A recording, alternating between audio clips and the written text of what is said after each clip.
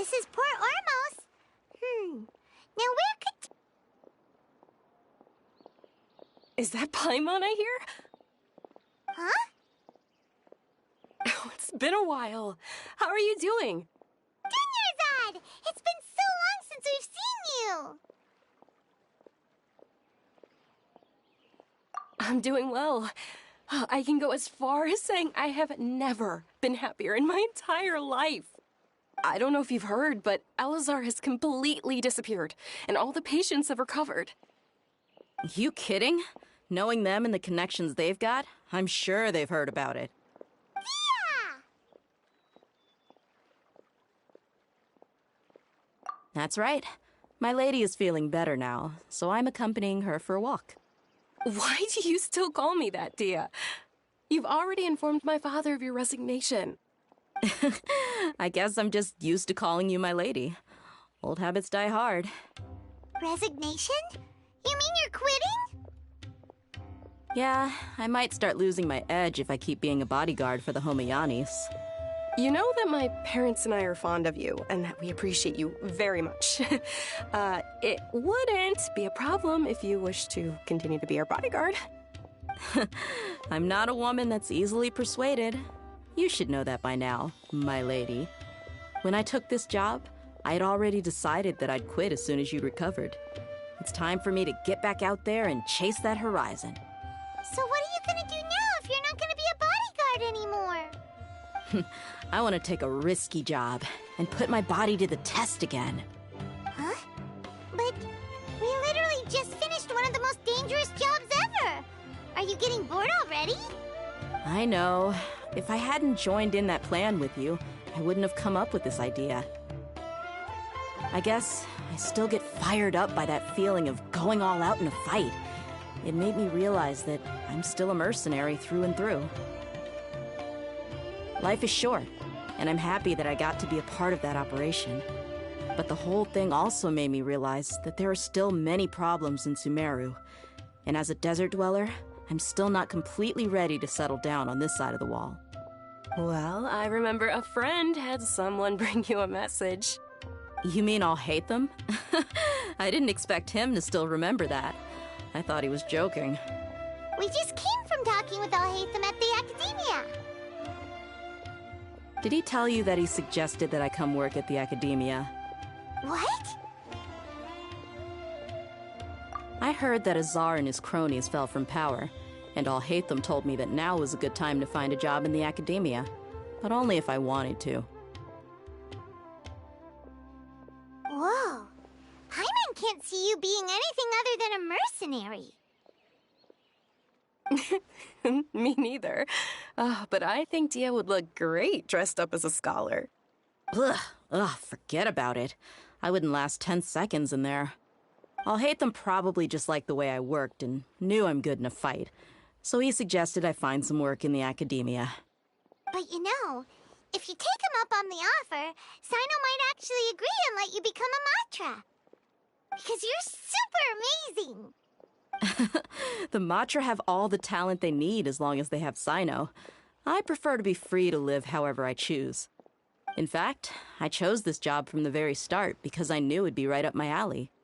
Even if being a mercenary means facing all kinds of danger. A lion has to return to the wild sooner or later. If anything, being your bodyguard has been unfamiliar territory for me. I don't want to see you go, but I'll respect your decision. I'm glad to hear you say that. Come on, no need for the sad face. It's not like we'll never meet again.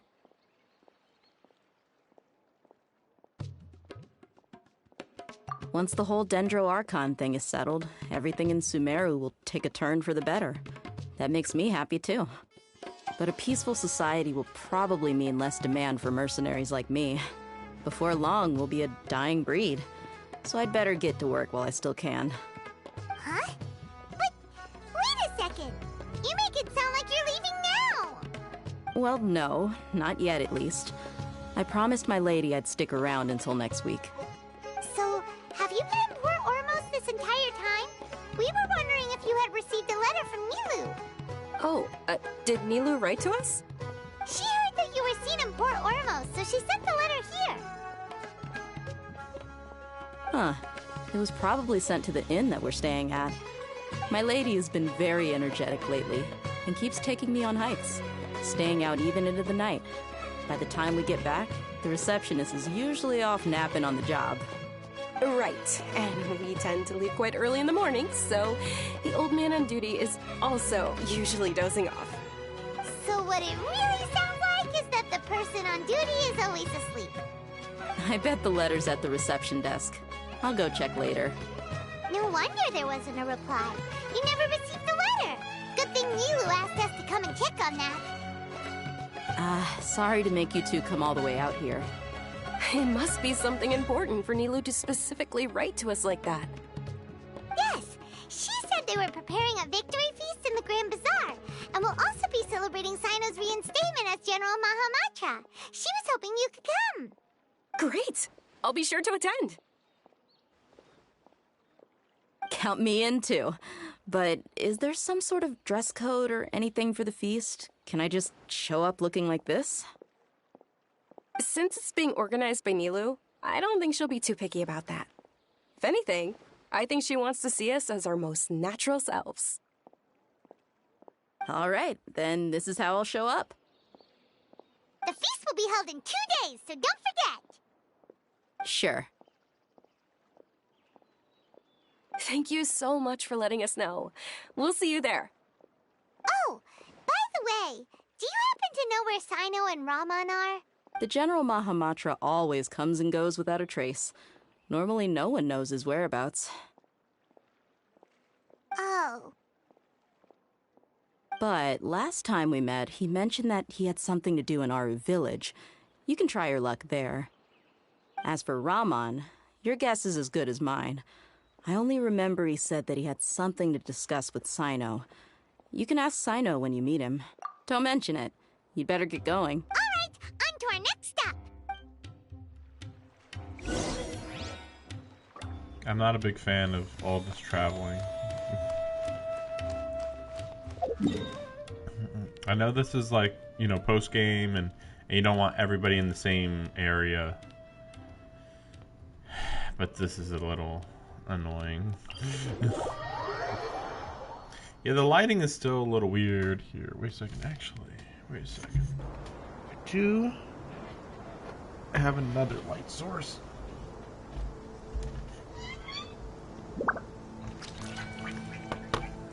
So I ended up starting the stream today a little late because I was just shopping. But yeah, the shopping ended up taking a lot longer than I expected. I don't know. Guess it happened. Doesn't happen often. Wow, that's nice and bright, huh? Let's see.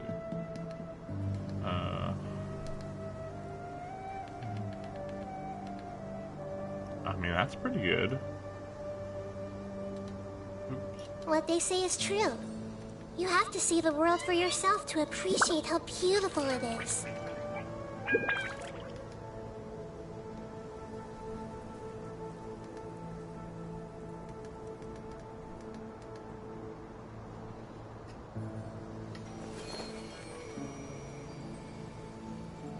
I think that should be good.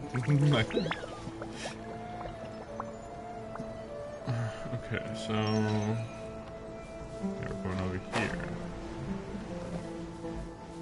I'm so surprised how big that mountain is over there. It's kind of the biggest mountain for a decent distance, at least.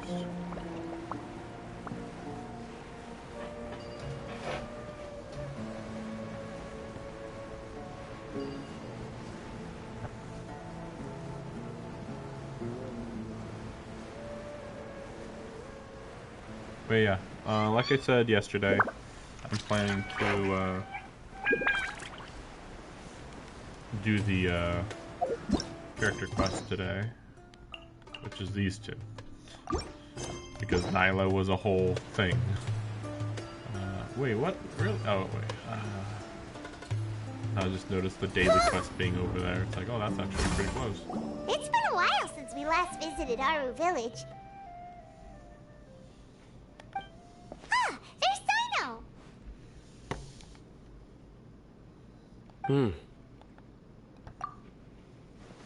What brings you here? I guess I'll put the dialogue on auto. It's a little weird. Sometimes they have like really odd breaks between each sentence, but there's times where I'm pressing X to go to the next sentence and it won't let me. So there's clearly some breaks that they really want us to have. We recovered well, and Tanari agreed to let us leave, so now we're out and about again. It seems Gandharvaville's medical treatment is still as good as ever. And Tanari is recovering well, too. That's good to hear. Yeah, you're the one who brought us to him when we lost consciousness, right? Thanks for that. You're welcome. Tainari has excellent medical skills, and Kale is quite attentive. It was the best place for you. But why are you just standing here like a dead tree? I'm meeting some people. Oh, you mean Candace? I've already talked with Candace and the village chief. They're still at the usual place. You can go there if you'd like to see them. But you know one of the people I'm meeting as well. Oh, by King Deshret's blessing, my friend suddenly appears in the desert. Don't tell me you've run into trouble and need us to help now. Roman! And... huh? Sataria? Oh, you know me? Oh, well, you're pretty famous in the academia. Don't worry, these are our friends. No need to be so guarded. I see. I'm doing well. Many good things have happened recently. Same here. Really, I feel that my whole life has started to shine after suddenly finding a new direction. Oh, tell us everything. Yeah, you go ahead. Alright, well, I suppose I should start by saying I've decided to leave the academia. What? It's not that I've given up on being a scholar. Instead, you could say I've found a new identity. I will no longer pursue research like a typical scholar, but I have not completely given up on my relationship to knowledge either. I can see what you're saying now. What do you mean? I plan to leave the academia and return to teach here in the desert. Wow, so you want to become a teacher? Sataria will return to support education here and teach people from the desert. She can't teach everyone on her own, but there are many of us Eremites all over Sumeru. She came to discuss a collaboration with me and hoped that I could bring her ideas to the Eremites. Yes, it's my hope that the Eremites can help me select a group of smart people with the best aptitude for teaching.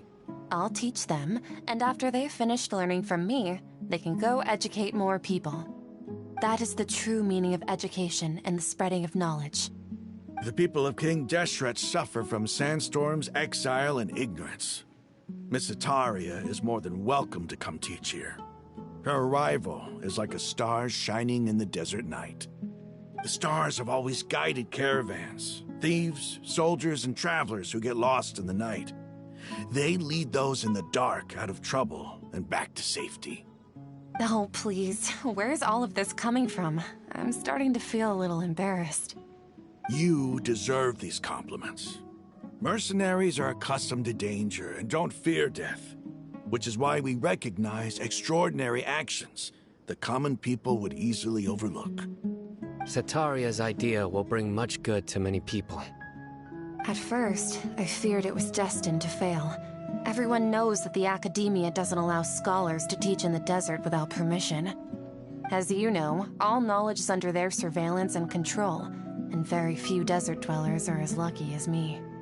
But what I heard at that time has been haunting my heart, as if there were lightning bolts constantly bombarding my soul.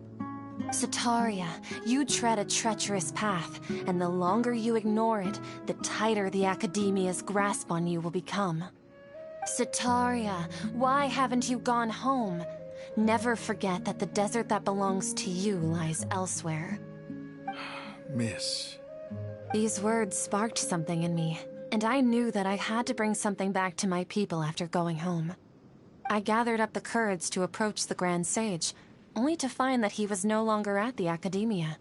Lord Cyno told me that Azar didn't belong there anymore. Azar has received much-needed punishment. Though, if you ask me, it may have been too light. You probably have already heard. Lord Cyno helped me obtain permission to leave the Academia for the desert, and accompanied me here to discuss collaboration with members of the Eremites. My plan was able to go smoothly thanks to him and Rahman. You're all doing so much for the desert. Aside from that, I also have some other business to discuss with Cyno. Lesser Lord Kusanali has allocated many resources to support and develop the desert. I've done some business for her, and part of it required the assistance of the Eremites. I applied for a few batches of educational materials from the Academia, and sent them to several groups in the desert, as instructed by Lesser Lord Kusanali. I believe the people will make good use of them. That's exactly what the people here need. Physical books and other related items. If it weren't for Cyno and Lesser Lord Kusanali, I'm afraid we'd never be able to get our hands on them. Apart from this, the Academia is also recruiting scholars that are willing to teach in the desert. I'll let you and Satarian know as soon as I have any more news. We must be persistent about this, and maintain these resources to ensure long-term effectiveness. This is the first time in hundreds of years we've had a glimmer of hope. I think this may be the turning point for the desert. Remember these words. Here lies our faithful priest, Kasala. His wisdom is a miracle among the people, deserving of high praise and admiration. I hope people with wisdom like that priest will rise again among the desert dwellers. Then we'll once again see the wisdom and glory that once shook the world.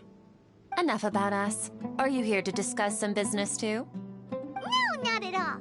We're actually here on behalf of Nilu. Nilu wanted to write to everyone, but she wasn't sure where the letters should be sent, so she asked us to come find everyone personally. A celebration feast will be held in 2 days at the Grand Bazaar. She hopes that all of you will be able to attend. At the feast, we'll also be celebrating Cyno's reinstatement as General Mahamatra. Although, judging from your appearance, it seems you've already been reinstated. Paimon thought you would only start working for the Academia after the feast. Celebration? Feast? It's the first I've heard of it. Tighnari was right. He really didn't know. This feast is for you, Cyno. Sounds to me like you'll have to be there. It's rare to see that kind of expression from Lord Cyno. You must not like feasts very much.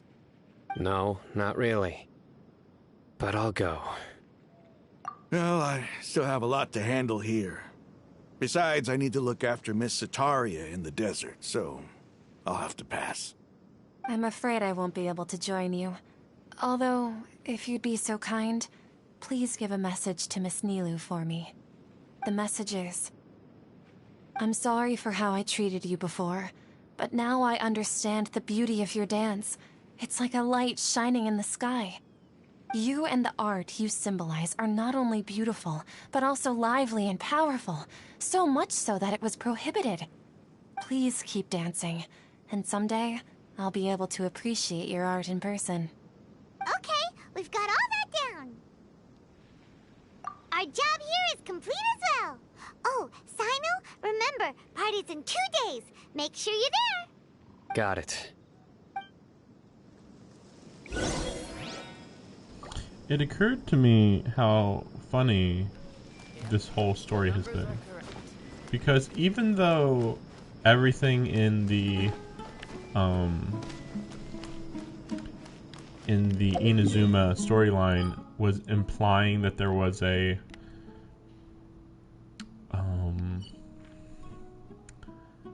revolution happening, you know, a revolt,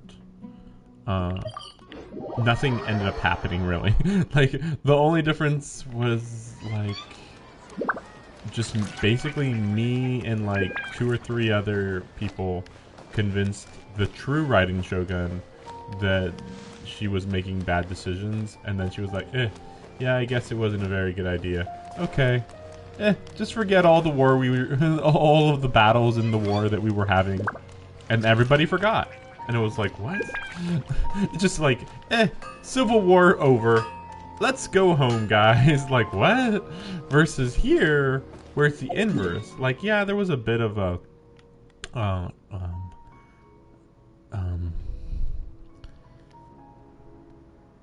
animosity between the desert people and them, but like it was actually way more the top people in the academia and then everyone else. Like it was just pure corruption at the highest level, and everything else was just kind of related to that one corruption going on, pretty much.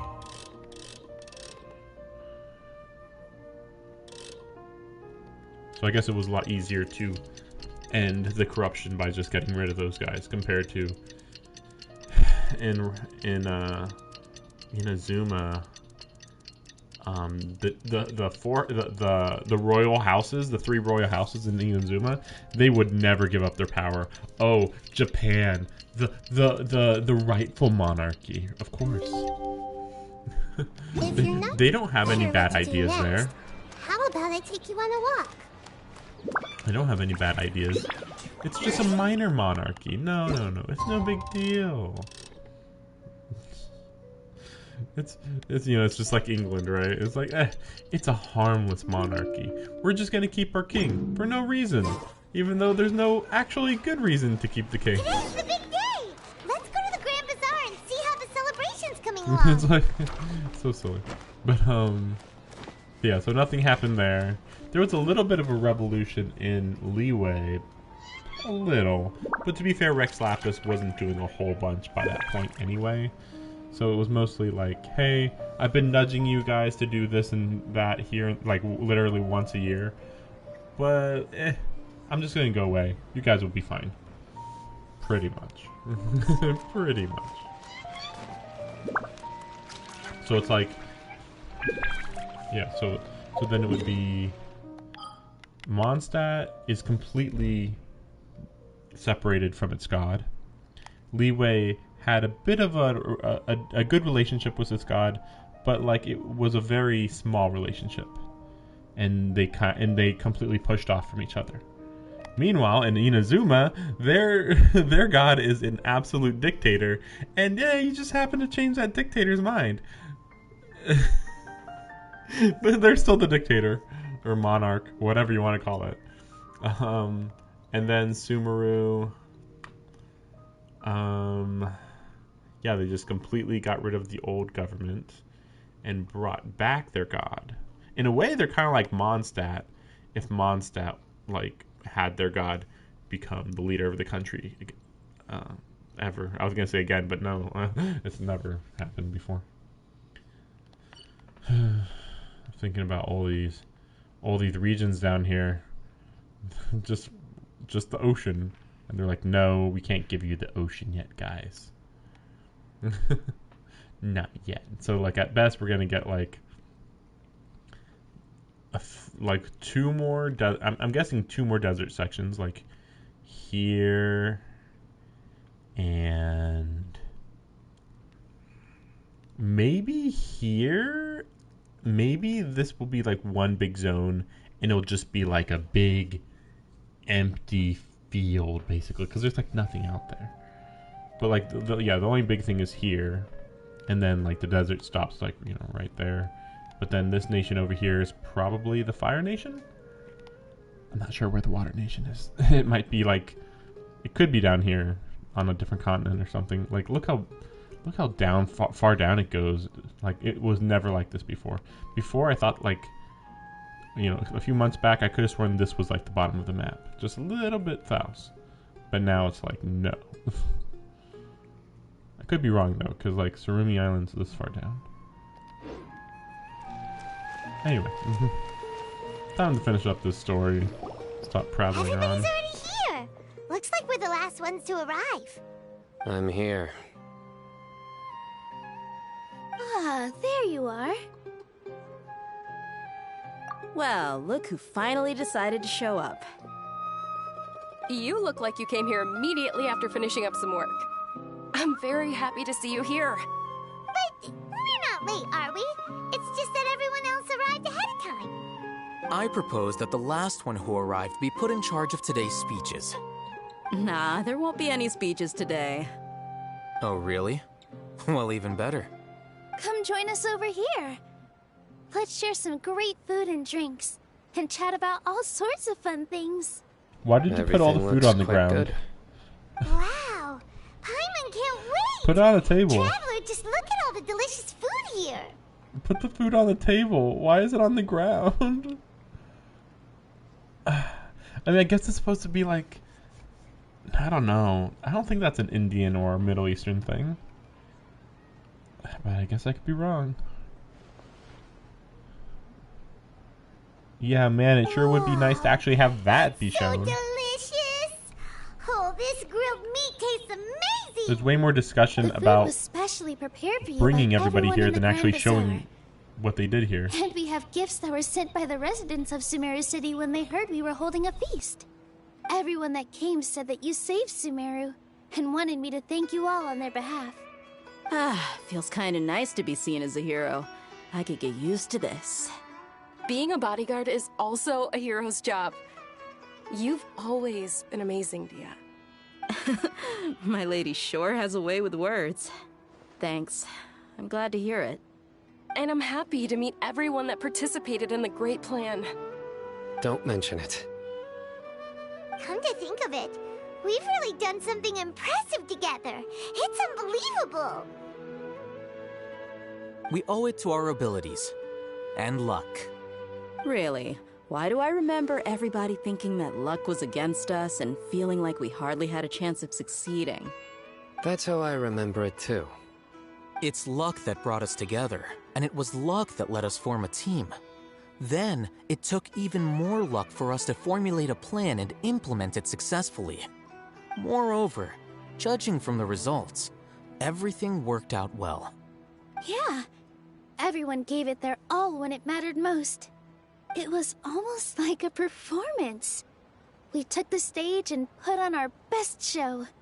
Everyone played their part, and thanks to everyone's efforts, the performance was a great success. So, would you say we're good actors too? It's such a blessing that Lesser Lord Kusanali was able to return to power at the Academia. Yes, even after being abandoned and neglected so many times, she's finally returned. Lesser Lord Kusanali once used all her power in a great disaster, which resulted in her losing all her wisdom and memories of the past. The Academia basically abandoned her because of it. This should be something everybody should remember. Huh? You look surprised. I didn't say anything wrong, did I? No, everything you said is correct. That's good. Something wrong? Yeah, what's with that face? You knew all of this already. Even if those two giants of the Academia are here, I still have to say it. Those sages really have some nerve. 500 years ago, Lesser Lord Kusanali used all her power for the people of Sumeru. And what did they do in return?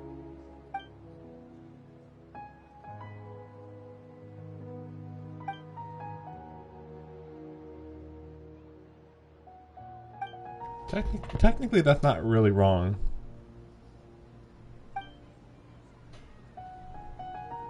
I mean, technically that's not wrong, though. It is the same person. Don't act surprised when it It's turns true. into a knuckle sandwich, right, They really did Cyno? abandon her, even though she's Perhaps the one I that did shouldn't it. say this, Saved but their everybody. treatment of Lesser Lord Kusanali calls for a more severe punishment. You could simply tell Lesser Lord Kusanali that you wish to have Azar and his accomplices severely punished. I respect our deity's decision and won't interfere in any way. While we're on this topic, why didn't you accept the Academia's invitation to become the Grand Sage? Are you trying to say that I'm fit to be a sage? Not at all. But every person handling the selection process has said that you are the most suitable candidate to lead the Academia right now. Why? Because he dethroned Azar from power? Could you try to put it another way? This is a good thing, yet you're making it sound like I overthrew Azar for my own personal gain. But seriously, though, I always wondered if you had some personal motives behind it. I did have my own motive, but it had nothing to do with being a sage. If the rules of our nation were suddenly cast by the wayside, then it wouldn't be long until chaos ensued. I had no intention of letting their dreams disrupt my life. By that, you mean your life working as the Academia's scribe. Precisely. Wait, is that all? So, that's the only reason why you joined us and came up with all those plans? It's reason enough. You've certainly got quite the personality. You flatter me. All right then. How about you? You've already resumed work as the General Mahamatra, right? That's right. Will you be happy with that life? It's not about being happy. There are merely a lot of things that I must do. Even so, keep your spirits up and try to be happy, okay? And try to smile more every day, just like I'm doing now. Thank you. I'll keep that in mind.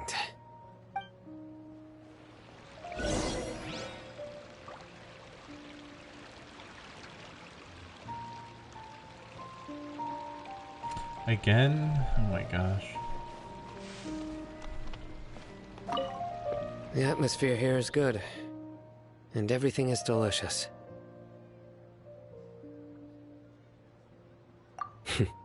Yeah. I don't often come to such places, but it feels quite good. I have a lot to handle these days. Otherwise, I could show you around.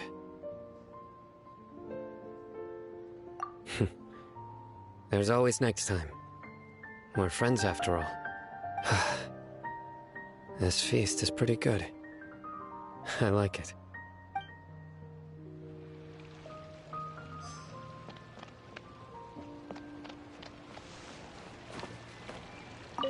There you are, traveler.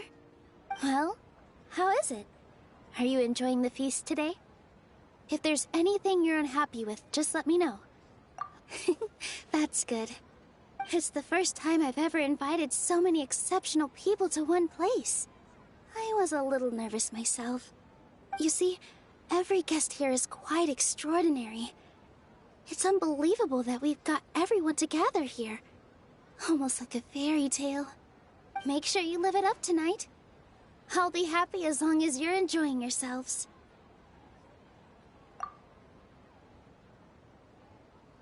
I'm honored to have her think of me this way. If I have a chance in the future, I would really like to invite her to one of my performances. I can't explain why, but I just feel elated right now. Thank you.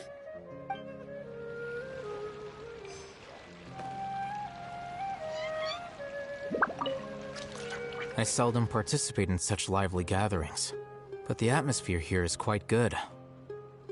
No, this gathering today has a unique meaning. The Grand Bazaar is lively because the people here feel happiness from the bottom of their hearts, unlike the farces at the Academia. That happiness is an emotion that'll be forever alien to those bookworms who have driven themselves insane by studying. I seem to have taken both keys when I left the house. Oh well.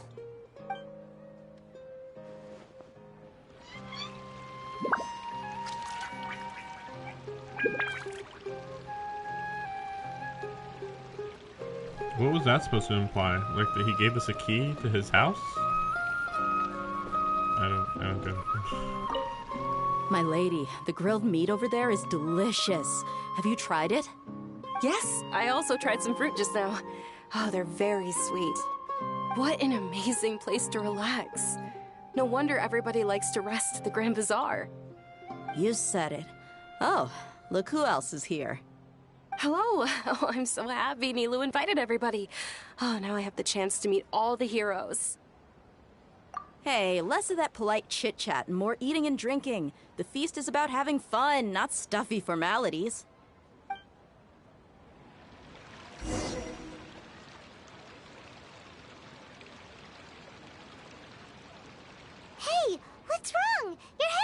starting to droop. Hey, you can't just fall asleep here. Paimon will go find something delicious for you to eat. You'll wake up once you've put something yummy in your tummy. Of course, just wait here for Paimon.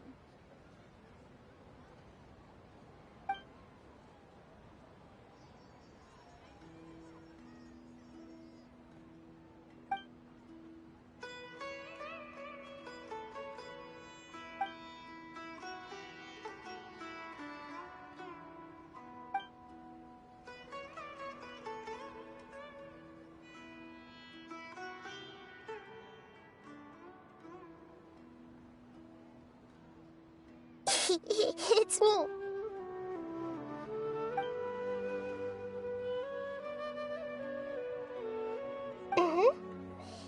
You may blame me for being a bit too self-indulgent. I was thinking about talking with you, and the next thing I knew, I had made a connection with you. The connection between us is amazing.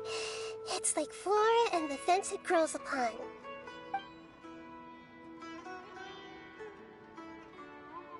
I heard there's an amazing celebration feast today at the Grand Bazaar. I wanted to have a look for myself, so I snuck in. Lately, I've been so busy dealing with all the fallout from recent events, so I really haven't had any free time. Although you've already helped me with a lot, there's still one more thing I hope you can help me with.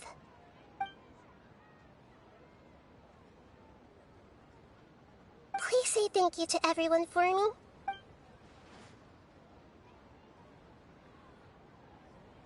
Oh, is it not convenient for you to do that for me?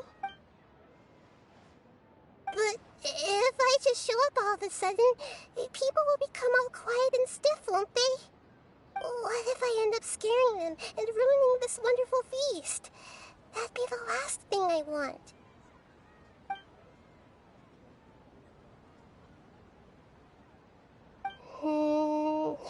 Let me think about it. Okay.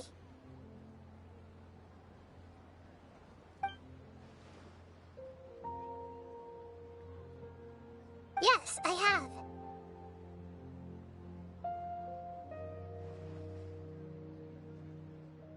You said I should go thank everyone as myself, right? So... This is lazy. I've decided to borrow your body for the time being. Please don't blame me. The flora also climbs up to the fence to get closer to the sky. This is awful.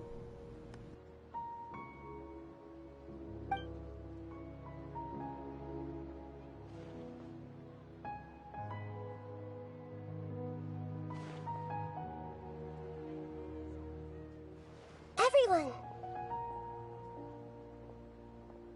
Are you awake now? Paimon was just about to bring you the food. It's me. Huh? That voice. Nahida? Hold up. What's going on? I didn't expect to have a conversation with the consciousness of Lesser Lord Kusanali in the Grand Bazaar. Interesting. Is this also a part of the feast? No, of course not. Are you Lesser Lord Kusanali? Hello, Nilu. You know who I am? Yes, I already know every one of you. Nilu, Alhaitham, Cyno, Dia, Paimon, and Dunyarzad.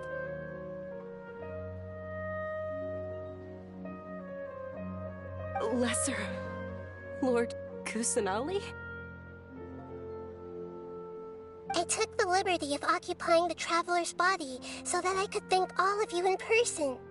Thank you so much for rescuing me, even if that meant placing your own safety in peril and taking the risk of becoming enemies with the academia, the sages, the doctor, the balladeer, and even the entirety of Sumeru.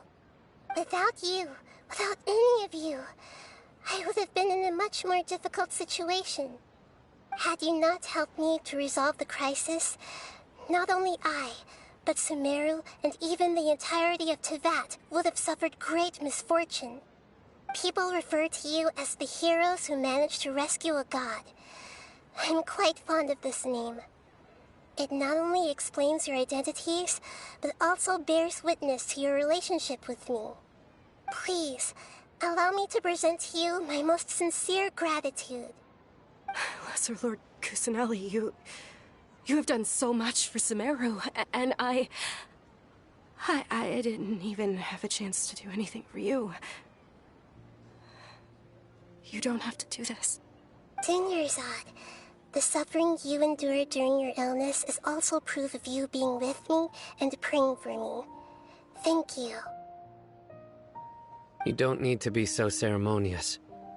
It's always been my duty to protect you. This is how the relationship between the Academia and Dendro Archon should be. We just did what was necessary and set things back on the right path. You're an Archon, but you act so humble. You really don't need to be so polite with us. I'm honored to have been able to take part in this plan.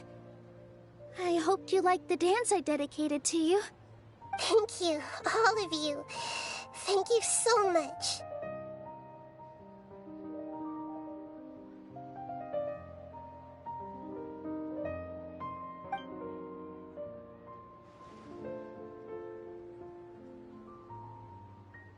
Yeah.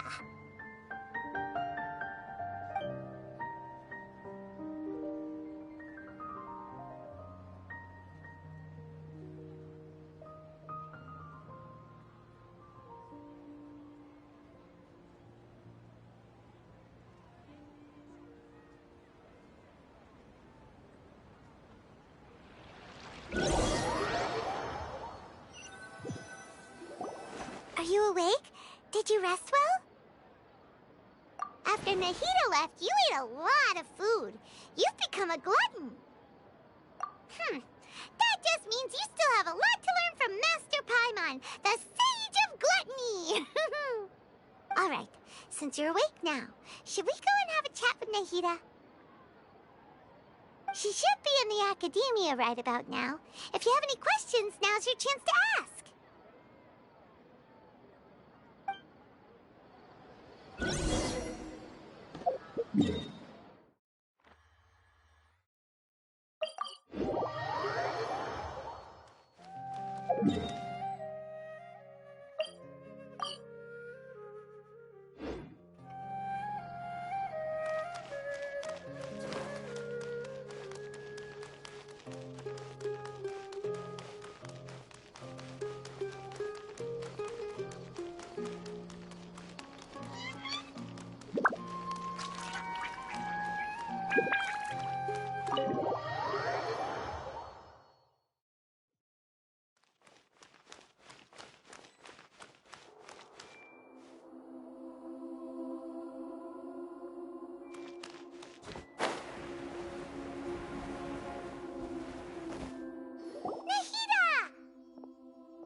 Hello, Traveler and Paimon. What a fantastic night. I'm still immersed in all the happiness and joy, like a candle floating on water. So are we, and that's why we're here to talk with you. Is there anything you want to know?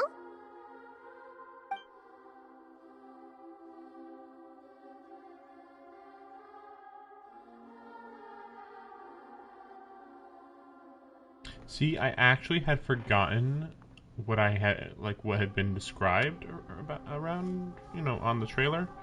The trailer from, 2 years ago or something? And in the trailer it tells you where, the path, the countries, the order of the countries you go in. So I actually didn't know you were going to go to Fontaine next. I wasn't sure if it was Fontaine or the Water Nation. Fontaine's the fire one. They're like the tech English people. I actually don't know what the water country is based on. I feel like I know the least about the water country. I guess we'll ask about everything here, I guess. After recent events, the Akasha can no longer function as it used to. I've given it some thought, and have decided to shut it down permanently. But this is definitely not a bad thing. Even from the beginning, I've been planning to shut it down. The Akasha's centralized administration of knowledge has always restrained people's curiosity and curtailed the number of paths available to them. I don't think this is good for Sumeru. Although people may initially feel a little uncomfortable with the loss of the Akasha, they will soon understand that this life is more suitable for them. And as for the future of Sumeru, I'm preparing to regain control of the academia. The former sages have received their punishment, but the new sages have yet to be selected. I will oversee the process personally. I hope that the new 6th grade sages will be more focused on academics. Sumeru needs such leaders more than ever. The other big issue is the people of King Deshret. All the residents of the desert, in fact. They have been mistreated for far too long.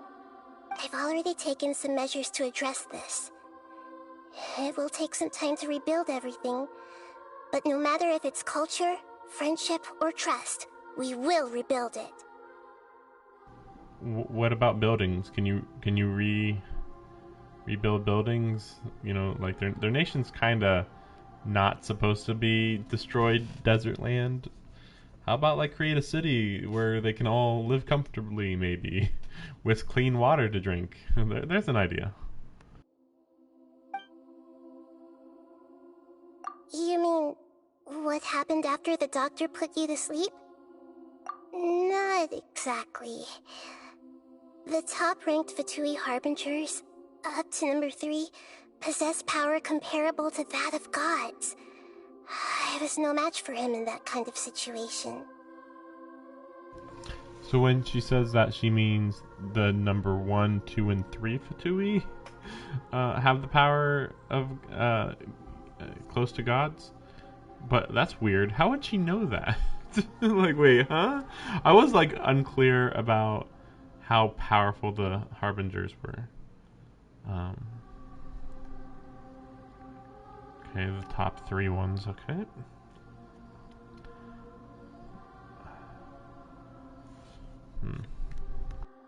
However, in spite of the bad situation, I still managed to make a fair deal with the doctor. I'm sure you remember the entity that changed your fate, the Heavenly Principles. In fact, the Heavenly Principles has been quiet since the Conria disaster 500 years ago. I used this point as leverage against the doctor. I told him that the Heavenly Principles may be awakened if I destroy the Gnosis. Although it's just a bluff, he still fell for it. I assumed that the Heavenly Principles wouldn't just stand by and let such extensive damage to its laws take place. And as for what I exchanged for the Gnosis, the exchange served as both punishment for the doctor as well as a boon of new knowledge that I couldn't refuse as the God of Wisdom. He's still in a coma. I've hidden him like how one would hide a feather. I know you have many misgivings about him, but as someone who had become a god, he has retained a number of very useful features. Don't worry, I'll keep an eye on him and make sure he doesn't do any evil. In addition, there are still some mysteries left in him. Some things may be very clear from my perspective, but he is still yet to understand them himself. His future will be determined by fate. Okay, that's interesting. His future will be determined by fate versus his future will depend on his luck. So we're saying fate and luck are the same thing in Japanese culture, possibly? Because that's 2 different things. That's 2 pretty different things. I mean, it's easy to just think if you have good luck, then your fate's really good or whatever. Or if your fate's really good, you have good luck. But, like, fate means nothing. Just say luck. Never ever talk about how, like, ooh, it was your fate to do this or that. It's like, you don't know shit. Shut up. Is that where you're headed next? Fontaine, the Nation of Justice? As far as I know, that nation operates in a judicial system. Does their Archon personally judge people? No, there's a Chief Justice in Fontaine. Generally speaking, the Hydra Archon, Focalor, won't preside over individual trials. Oh. Okay, now I'm confused. Wait, so Fontaine is the water region, but Fontaine is known as being an electric city. Like everybody who comes from Fontaine, like talks about Fontaine technology being like, you know, based from Canria basically. So then what's the fire nation? I'm even more confused now. Guess I won't have to worry about this for another 9 months or something. However, even then, Focalor will still make herself present at just about every trial. It seems that she just likes to immerse herself in that sort of atmosphere. As Archon, she still reserves the right to influence the final verdict. Anyway, let's just say she's got, a very unique personality. Why would Nahida know the personality of the water Archon? Why would she know anything about any other Archon? She's never met them. She's never seen them. Or is this just common knowledge? I mean, I guess it's possible. Are you sure? Isn't there something else you haven't asked about yet? Huh? You mean... About your brother.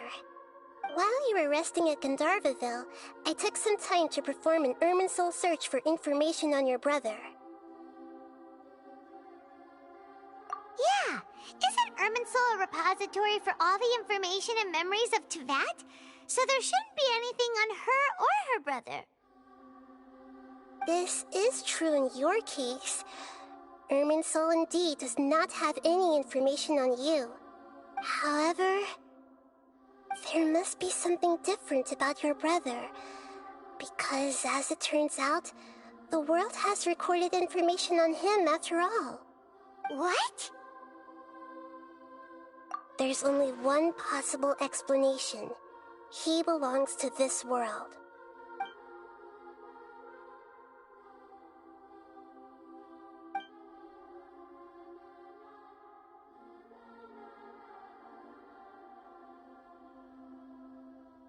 Yeah, I think that it's just kind of like he's been around too long, like, or it could just be a mental thing of accepting that this is your world. But I assume he's like part of the Abyss Order now, or maybe he's just being extra influenced by the evil Abyss God. Is my guess. I don't know. But nothing about this makes any sense! Wasn't this your first trip to Teyvat? According to the records I was able to access, your sibling suddenly appeared in Conria. After the Conria disaster, he began his journey through the 7 nations of Teyvat. But just as his journey was about to reach its conclusion, the Irminsul records on him suddenly become fuzzy. What do you mean, fuzzy? Did something happen to him? All I know for sure is that somebody, for reasons only they can know, is deliberately obfuscating his fate. And whoever it is, if they can do that, who knows what else they're capable of.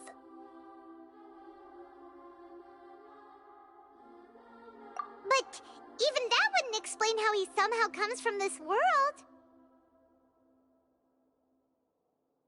Something else I noticed was that according to these records, the Fatui have not classified your sibling as one of the Descenders. What's a Descender? Paimon's never heard of it. Look, I'm sure you must be curious about the information I received from the Fatui in return for my gnosis, right? A very important part of the intel was about this world's Descenders. External beings, ones that don't belong to this world. Traveler, you are Teyvat's 4th Descender. I mean, the amount of people coming from other worlds isn't particularly interesting or important, considering the fact that, I mean, we don't know anything about other people traveling from other worlds. I'm not really sure how this would be important until we literally finished everything into that, and then eventually you can just jump to other worlds. But, you know, obviously it will happen sooner or later. Not really looking forward to it, honestly. It's like, yeah, oh my gosh, this fucking world's big enough as it is. Imagine if you finish this whole world and then you gotta deal with a whole nother world. The teleport times are gonna get bad, aren't they? That's what it feels like. I don't think it matters that we're the 4th, or the 1st, or the 10th, or the 20th. I'm not really gonna be looking around for other travelers. Because the senders are travelers, that's all. But the weird part is that we've never heard of the rest of them, assuming that there's only 3 others. Like, you would think you would have heard about, well, maybe, you know, maybe we're just the most vocal of all the peoples who have ever traveled here. Huh? So the Fatui count 3 other Descenders before the Traveler, and her brother isn't even one of them? That's right. My current hypothesis is that the first Descender was likely what we now call the Heavenly Principles. As for the other Descenders, I still need to verify their existence. It could take me some time. Paimon's head's about to burst from all this crazy new information. And yet, even knowing all this, I'm sure you must still have a lot of unanswered questions. I must say, I truly regret that I can't help you more as the God of Wisdom. There are many questions in my heart as well. I will need some time to go through each one of them. And soon, you'll also begin your journey anew and depart from Sumeru. I'm very interested in your future. It's a journey that can't be observed or recorded by this world. If fate is the ultimate knowledge, then your future will be the ultimate fate. Paimon's sure glad we got to meet you, Nahida. The pleasure is all mine. I can't thank you enough. Alright, that's enough talk for today. If you ever miss me, just close your eyes, and maybe I'll appear in your dreams.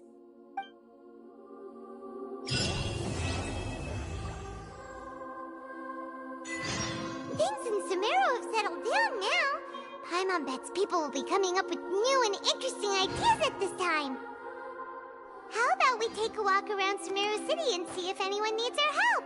Paimon has a sneaking suspicion that it just might pay off.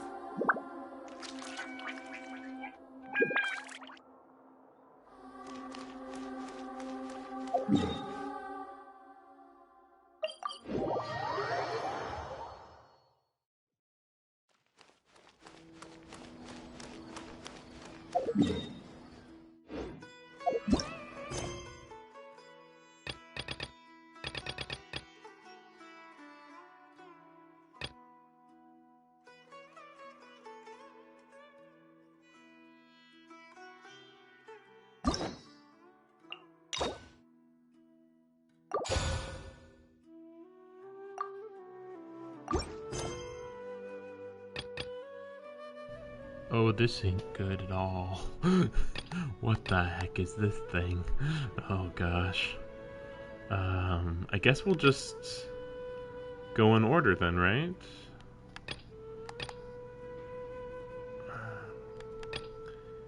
We'll do, yeah. What the f- Hello, traveler. Have you ever heard of a moment of dreams? Oh, that sounds like some kind of sweet drink. I'm afraid not. It's the name of an event we started to hold regularly. Dreams have become quite the hot topic in Sumeru, and many people are excited to share the dreams they've seen at night. The same goes for me. The last time I dreamed was when I was but a little child, so I can't help but feel excited and nostalgic about dreaming again. Oh, right. everyone's able to dream again now. Yes, we organized an event to give everyone with new dreams a platform to freely share their experiences. And thus our event, A Moment of Dreams, was born. So, it's kinda like a fireside chat. You could say that. We hear all sorts of wild and fabulous stories every day. Really, why not have a listen for yourselves? Yeah, but to us, dreaming is as normal as breathing. Wait, but if there are free drinks and snacks involved, then Paimon might consider it. Oh, really? So you mean you've already seen many dreams? Mm-hmm. But no need to get so excited. It's really nothing special. No. We need experienced participants like you to share your experiences with dreaming. Please allow me to address you two as dream experts.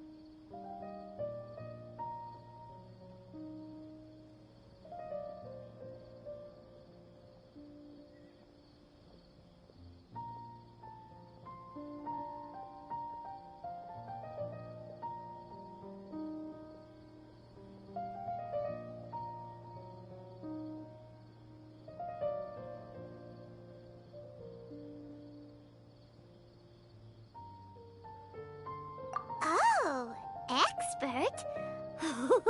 Paimon kinda likes it. Now you seem interested. Please, follow me to the meeting place. It won't take much of your time. Rest assured, you'll find all the drinks and snacks you'd like there. Wow, how accommodating. Sign us up. But wait, Paimon's getting ahead of herself again. We should see what the Traveler thinks first. Why aren't you saying anything? Alright, hurry up and take us to be dream experts. Very good. Follow me then.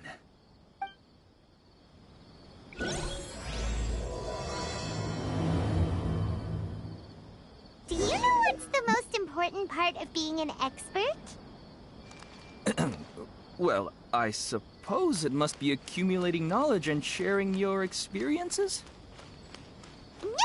It's all about the title! From now on, Paimon will be known as Paimon, the Dream Expert! Oh, okay.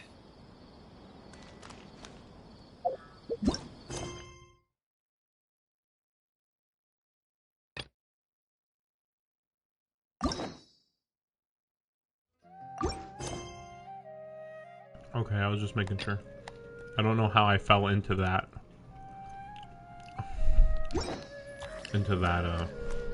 Quest, but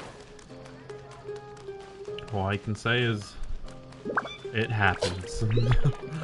It happens a lot.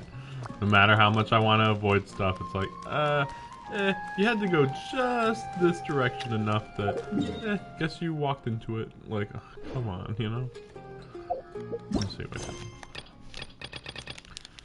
Yeah, and I'll do this one off stream, so...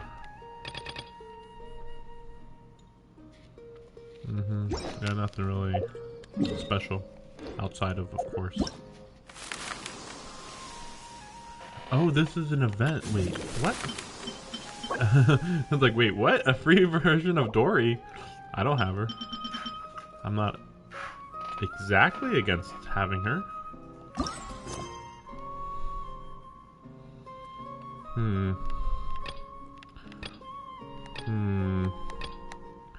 Maybe we will do this part then. Just so, like, cause this should be super short. Just like an introduction to the event, you know? Board here. That's and all. It has pictures of...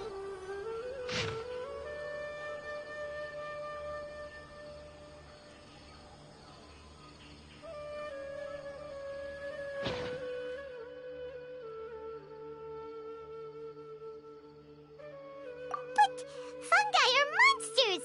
We can't let this go ahead! It's way too dangerous! Let's go check out the tournament. If it's as dangerous as it sounds, at least we'll be there to stop things from getting too out of control. Right, I just remembered this is a card game mini game that is just 100% new to the game.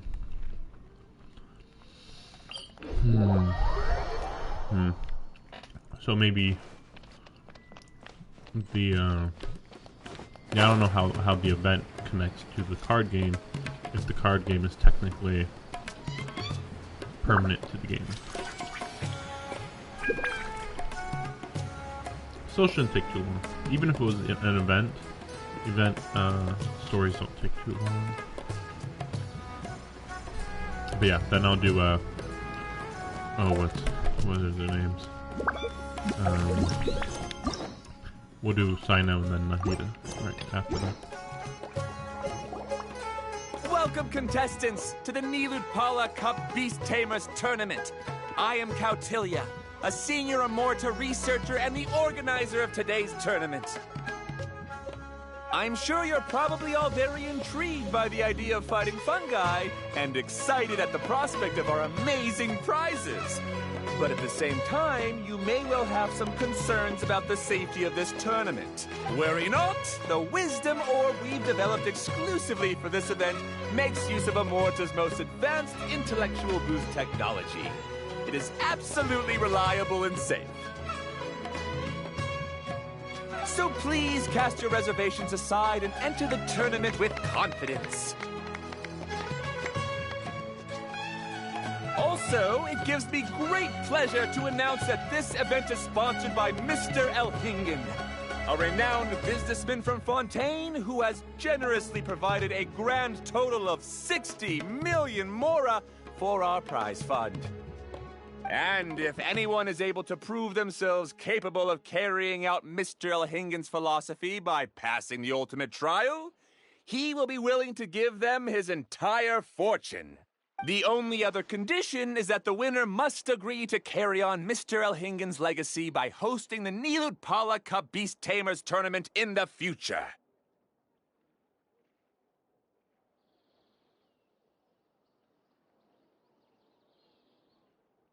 Yeah, that's not gonna happen. It's like, oh yeah, we might win $60 million. Oh, never mind. Whoa! Paimon can't believe that rich guy threw 60 million mora at this event. Just like that. And what was all that about inheriting his entire fortune if you promised to keep his beast taming tournament going? Also, hosted by an academia scholar, huh? Pretty official. Might be a little inappropriate if we just barged in and tried to shut it down. Oh, okay, so it's his whole fortune for running the tournament. Okay. Well, we'll find out later. Like, I don't really understand the whole logic on that.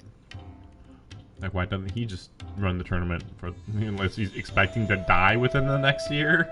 That's the only thing that makes sense. So, why don't we enter the tournament and see if this wisdom orb thingy actually works? No, that's not it.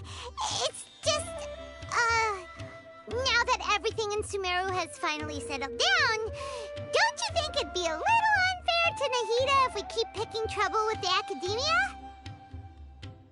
And he sounded really confident. Paimon's curious about how this mysterious fungi taming device works.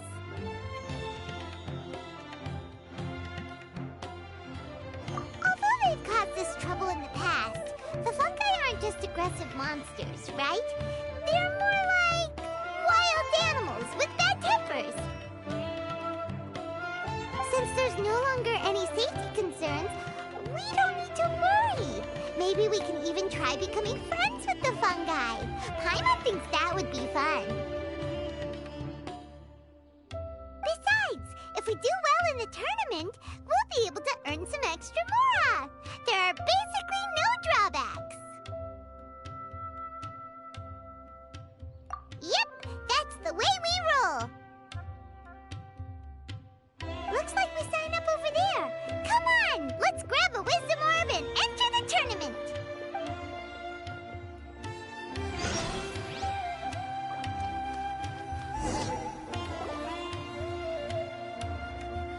Huh? Looks like the people ahead of us are still signing up. Let's wait our turn. Golden Comet and Silver Companion. So, you're competing too? Huh? You know us? But what's with those names? We've never heard them before. You're a tough duo if the posters are to be believed. Some mercenaries who managed to escape from you painted your portraits, warning others to avoid messing with you at all costs. Paimon doesn't know whether to be flattered or to try and explain that we aren't as scary as the rumors suggest. Unfortunately, the rules of this tournament state that beast tamers aren't allowed to use their weapons, or even fight each other directly. Your impeccable combat skills won't be any use to you here. The tournament is about capturing fungi, training them, and commanding them in combat. There's no way of knowing whether commanding fungi is a skill you'll be able to master in time. Wait. I could have sworn I heard this was a card game. So either things are about to get go in a weird direction, or this is a Pokemon side game? We'll see where this goes. That's true. We've never captured a fungus before and wouldn't know anything about how to get them to fight. Wait a second! You don't look like a staff member! What are you lecturing us for? Who are you anyway? The name's Ania. I used to work for the Eremites, taming grumpy sumpter beasts. Ended up with a reputation for being a beast tamer, so they got me involved with testing the wisdom orb early on. Anyway, my name ain't worth remembering. I'm just an illiterate nobody. All I'm good for is doing odd jobs for Eremite mercs. Just think of me as another contestant. I do have a lot of experience taming beasts, though. Want me to teach you? You guys are worth me getting to know, as allies or opponents. Because either way, you can get rid of some obstacles for me in this competition. Of course, I prefer allies if possible. Well, that was blunt, but also quite honest. It's It's definitely better to have an expert teach us than figure everything out on our own, right? What do you think? Should we take her up on her offer? All right then. Take this wisdom orb and let's go catch some fungi at the designated area. She gets right to the point, doesn't she?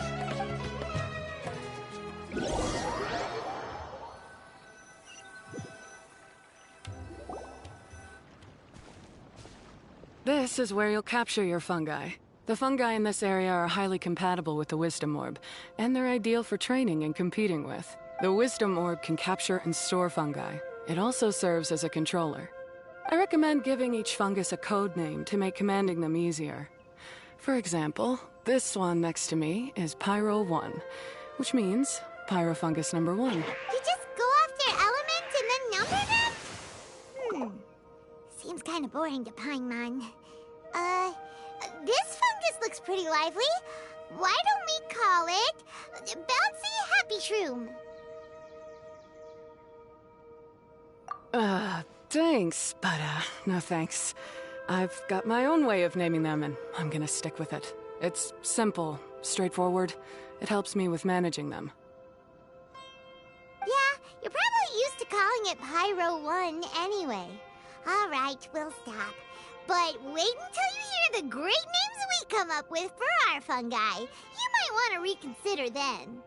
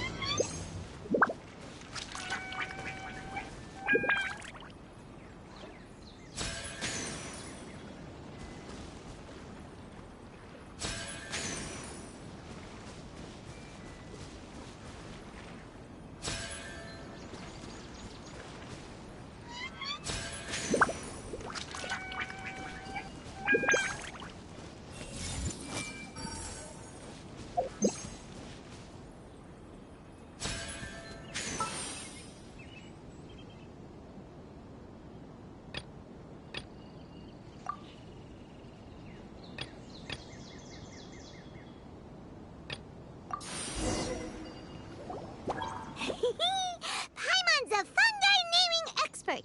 Every one of these will sound really cool when you call them out in the arena.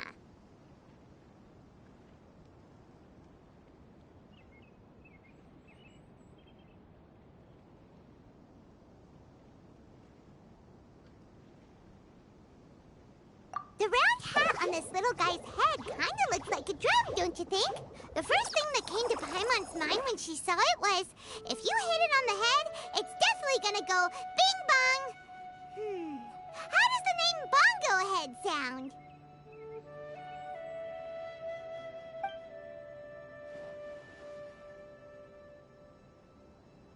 But look how happy it looks. That means it likes the name. Okay then, Bongo Head it is.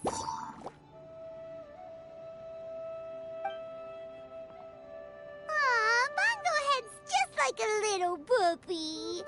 Paimon's never seen this side of a fungus before. From now on, we need to look out for each other, Bongo Head. Okay, let's go catch some more fungi and make a team for Bongo Head.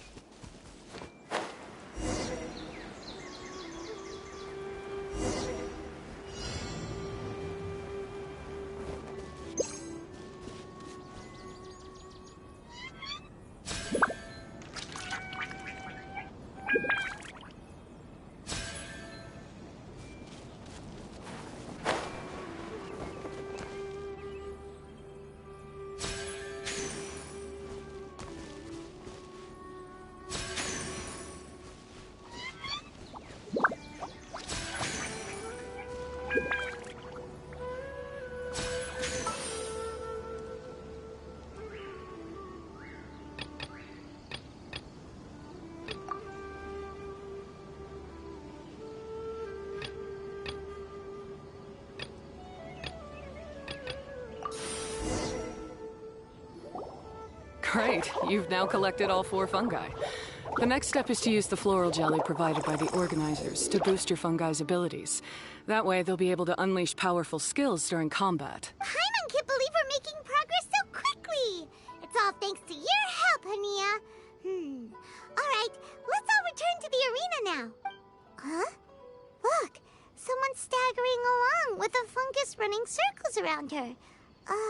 Is she being attacked? She's collapsed! Let's go see what's happening.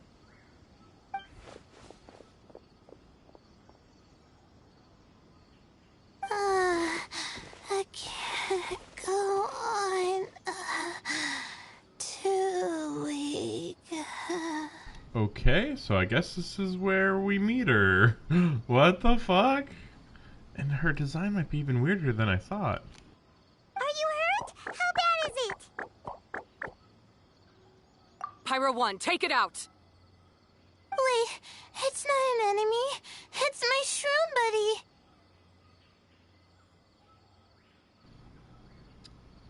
This is a weird character. Like, I had seen, like, some screenshots randomly. And yeah, it's like a half... she has that half hood, which I've never seen before. A freaking half hood. It's so weird. I'm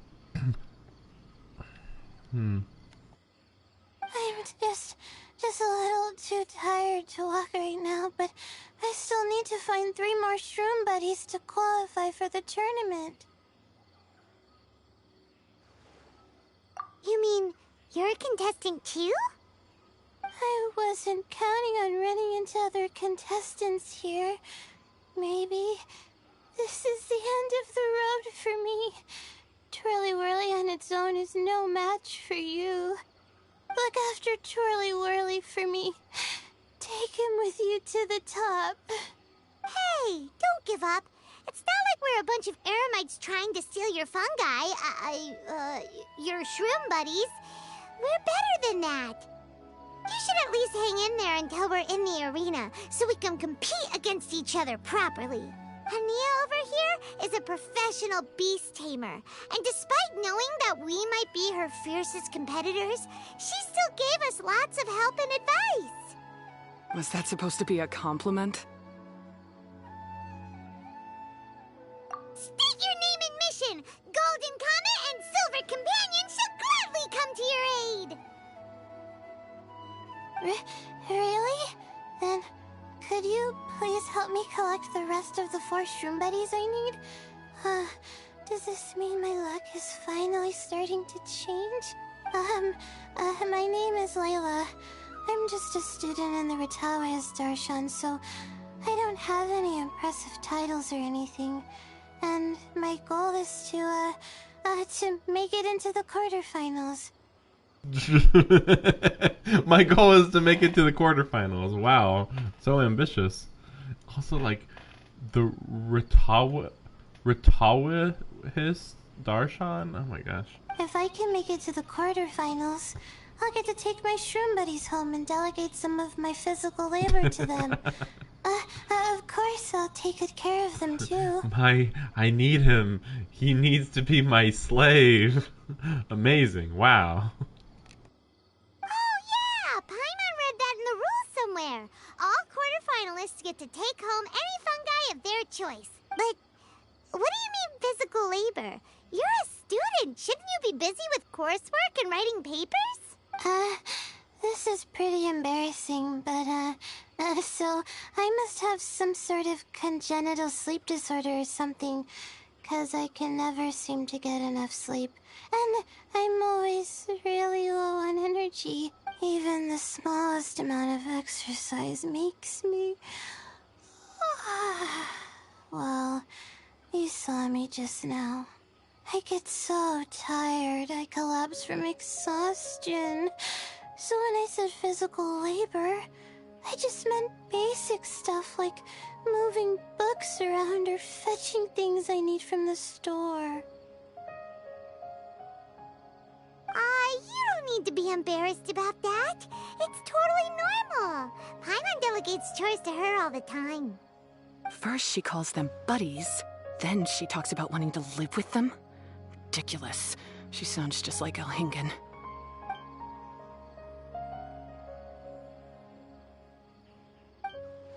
Well, looks like you've mastered everything already and moved on to helping others. I'm delighted for you. I'll see you around. Good luck. Huh? Why is Ania leaving all of a sudden? We haven't thanked you or Pyro 1 yet, Ania! Let's at least go get something to eat together!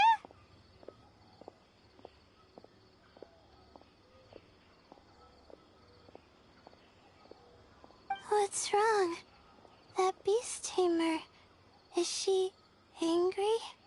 Probably not. She's pretty blunt and doesn't make a great first impression, but she's definitely not a bad person. Otherwise, why would she have helped us?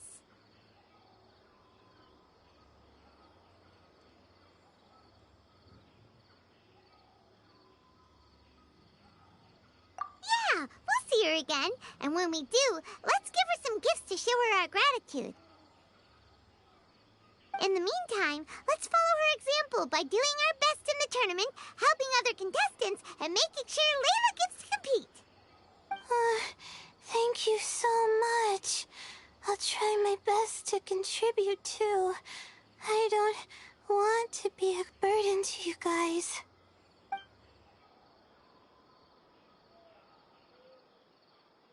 Nicely done. Now that we put together Layla's team, she should be eligible to take part. Let's head back to the arena and confirm with them.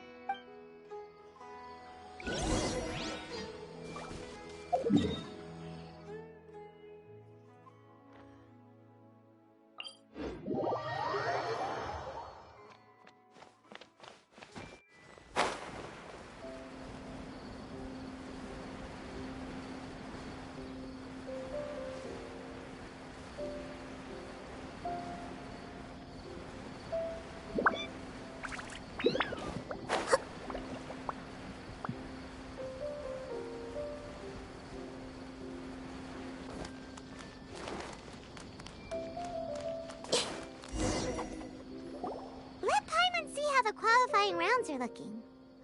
Great! We're in a different group from Layla, so we won't have to compete against each other in the early stages of the competition. Actually, I hope I don't have to fight you guys in the later stages either. Oh? Hello there, little ones.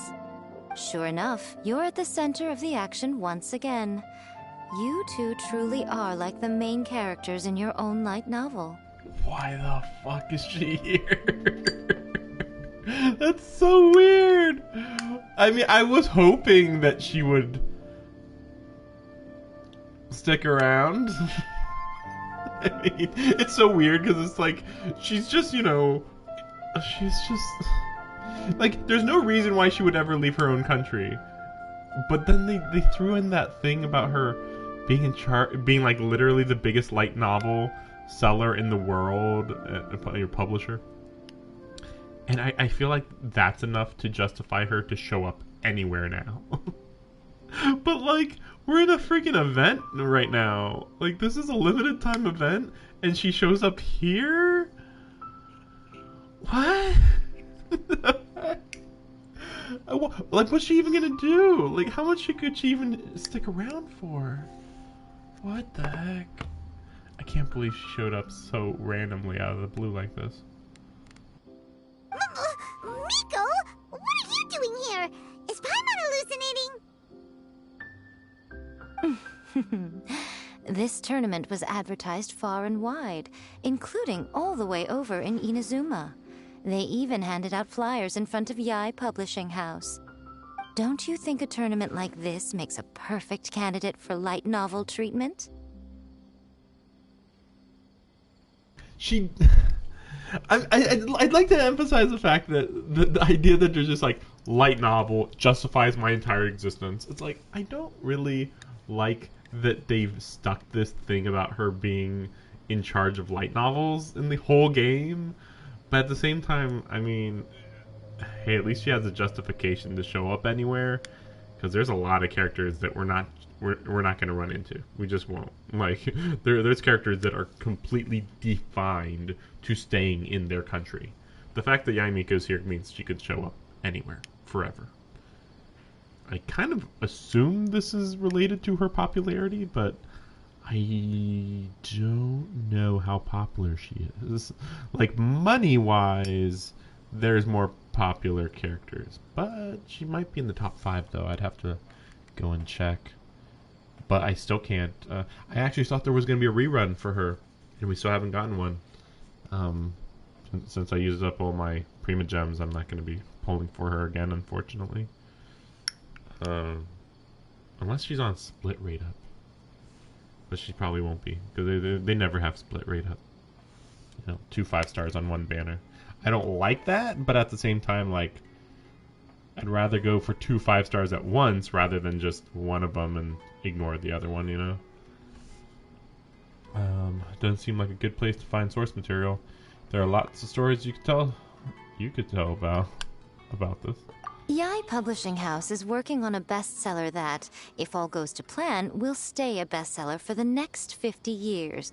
The theme is friendship and rivalry, so we decided to bring our up-and-coming author Soka here to gather some inspiration. I, of course, need to ensure my writer's manuscripts are up to par, so I will be taking part in the tournament myself to get a little taste of what it's like. Here's my little partner in crime. Soka named it Blitzara. I think it's rather good. Very distinctive. Who knew there'd be such a big turnout? Even Miko's here. Soka, come say hi to the little ones. They're set to be some of the fiercest competition you face in the tournament. You should put them in your novel as major characters. Yes, Chief Editor! For the sake of my readership, I won't back down. I'll beat you! Yeah, just because you're with Miku doesn't mean we'll go easy on you. Ooh, yes, more of that. Do you feel that, Soka? Declaring a challenge to your archenemy in the making before the competition begins is a key plot device that helps build dramatic tension. I wouldn't say I'm feeling that exactly. Just thinking about competing against Her Excellency's Hanamizaka tour confidant is making me so nervous. I'm losing my mind. In that case, head back to the inn and capture your nervous breakdown in writing while it's still fresh. This'll make excellent source material, too. Fuck, that's so savage. That's so fucking savage. Oh my gosh. Oh my gosh. Oh my god. Like, I know she does stuff like this, but it's still like, really? Still, like, every single time anything ever bad happens to you, Yaimiko's like, yeah, write that down. That'll be useful later. Useful? What? Just write it down. Don't worry about it. She's terrifying, but she also seems really dedicated to her craft. I hope we can be friends. And who is this softly spoken little lady? She's our new friend, Layla. We met her while we were out capturing fungi. Layla's entering the tournament because she wants to take her trained fungi back home to live with her. Her goal is to make it to the quarterfinals. Training fungi, and then domesticating them? How fascinating. You must be full of secrets. There's an intriguing story to be told here, no doubt. I'm Yai Miko, a light novel editor. Purely out of personal interest, and right now what I'm most interested in is you. Nice to meet you. The pleasure is all mine. I have no idea how to respond to that. Traveler, Paimon, I really appreciate all your help. But I want to get to know my 4 shroom buddies a little better and prepare for the qualifiers, so I'll go do some training now. Don't push yourself too hard, Layla! You'll end up collapsing from exhaustion again! Miko, what are you doing scaring a new friend off like that? Oh, am I really so terrifying? Well then, I'll simply have to talk to her again another time to clear things up. But that can wait. Judging from your expression, it seems like you have something you want to say to me, little one. I'm comforted to know that you didn't lose your heads amidst the hype, and you're not just in this to have some fun. Unfortunately, though, it appears that we're about to be interrupted. Guji Yae, what an honor to finally meet you. We're so privileged that our tournament is your first destination in Sumeru. Huh? Isn't that the organizer? And that super rich businessman is here too. Goodness, I presume that the tournament is proceeding very smoothly indeed. Otherwise, how would the host and sponsor themselves have the time to spare to chat with contestants one-on-one? How you jest, Guji Yae! Those such as your esteemed self deserve nothing short of the most lavish reception Sumeru has to offer. I see you've already had the chance to try out the Wisdom Orb. What are your thoughts on the future prospects of this technology? You know, with your blessing, it can be introduced into Inazuma, allowing you to swiftly resolve the situation of, Right now, I am nothing but an ordinary editor-in-chief. I'm here to enjoy my vacation and gather some inspiration along the way.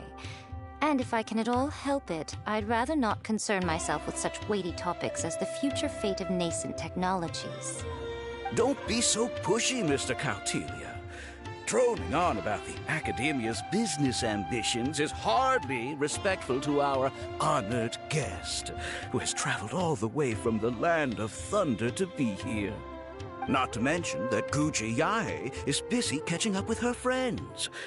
I dare say it was both unnecessary and discourteous to interrupt their conversation like this. A most pertinent remonstration coming from you, Mr. Elhingen. You do conduct yourself in such an unobtrusive manner, much as you have in your entire career, quietly amassing an enormous fortune while remaining almost entirely unknown. Why, to hear such high praise from the great Guji Yae is more prestige than I could ever hope for. Please, should you require anything at all, do not hesitate to seek my assistance.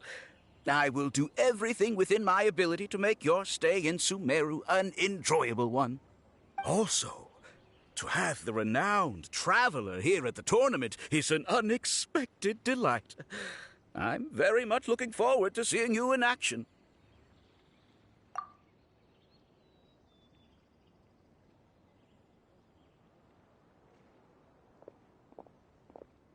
Miko, they're here to do business with you, right?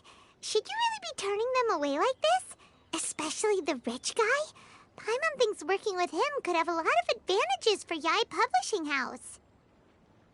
Promoting an entirely new event throughout all of Teyvat so rapidly would be an impossible feat for any ordinary businessman. I, for one, do not wish for Yae Publishing House to be the subordinate partner in a business relationship with him. Besides, the tournament has only just begun. Who knows whether it will go on to be a success? I want to focus on trying to enjoy myself, while keeping one eye open for potential liabilities. Fungi may look adorable, but they carry potent elemental energy inside their bodies. Letting one's guard down around these creatures would be an unwise move, don't you think? So it wasn't just us. Yeah, we started out with some safety concerns about this event, but the Wisdom Orb seems pretty amazing. At least all the fungi we used it on have been very well behaved, like our bongo head here. Seems we don't need to be too nervous after all. Oh, Paimon, you're just as carefree and enthusiastic as ever. Well, it's about time for me to get into character. As a contestant, I need to go and get ready for the tournament. See you in the qualifiers. Blitzara, say goodbye to our friends.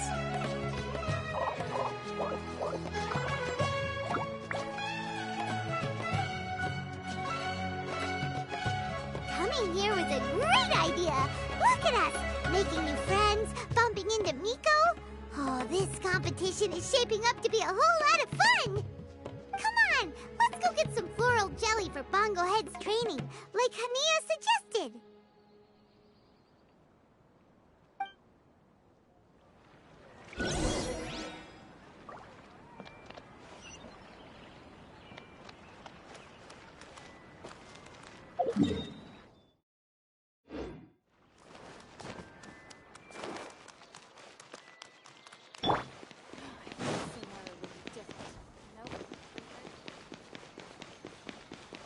Yeah, this, I'm wondering about this event now.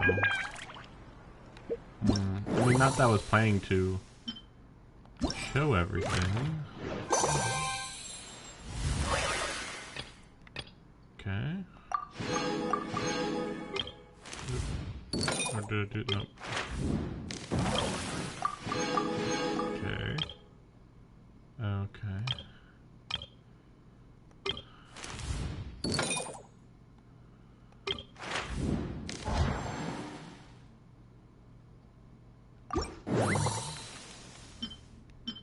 Yeah, let's do that shop. So we got some okay stuff. Furnishing. Huh.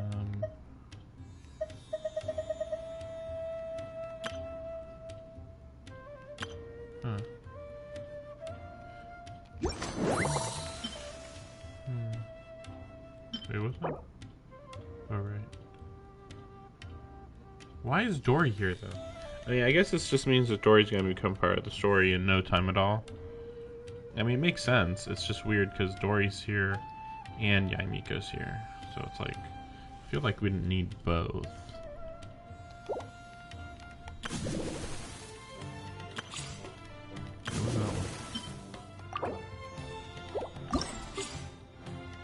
Alright.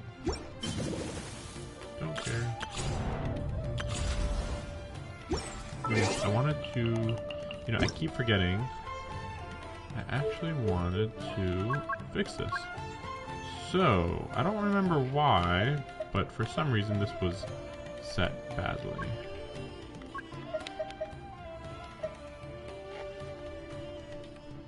Yeah, suddenly everything was like way louder than it should have been. We'll do that.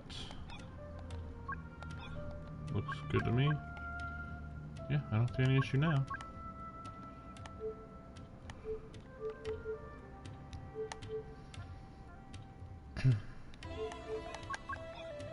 Off. No. Extreme motion blur. Don't you want to see lots of blurring when you move? It's so good. No. Shut up. Okay. Let's do this. Oh my gosh, the motion blur. No, I don't care. No motion. No motion blur. No. Ah, the champions to be, here at long last. Come on now, use the floral jelly and awaken your fungi's true potential. Champions to be? Thanks for the compliment. So you've heard about us too? Of course. I was standing right next to you when you collected your wisdom orb. I couldn't find a convenient opportunity to introduce myself, as Hania was busy explaining the tournament to you. With an expert mentor like Hania, I'm sure you'll become excellent beast tamers in no time. If even the staff are singing her praises, Hania must really know what she's doing. Well, all the more reason to give it our all.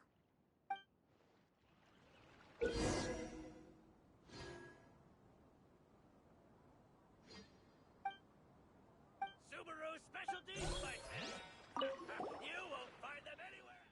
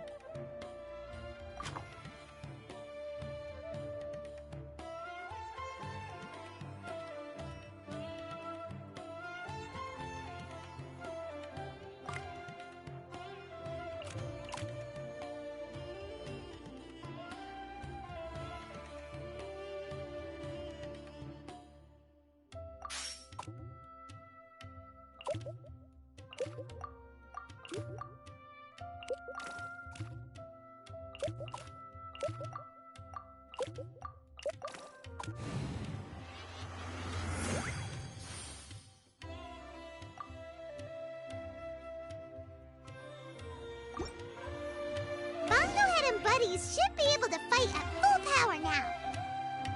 We still have some time before the qualifiers start. Maybe we should spend some more time training our fungi.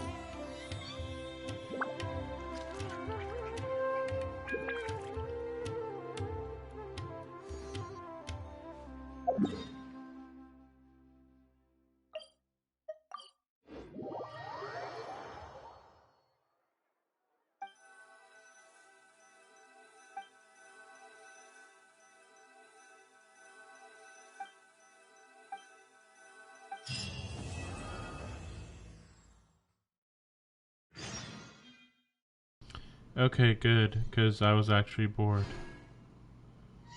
I'm a little annoyed though, because I'm actually a little tired right now. It's already 9:30.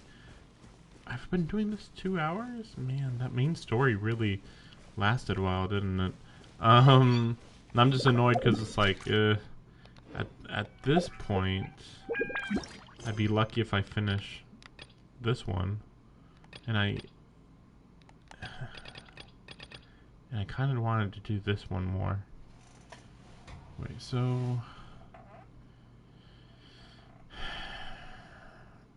but I'd have to figure out how to fight, because like there's some strategy here. I guess we'll just do the lupus one for now.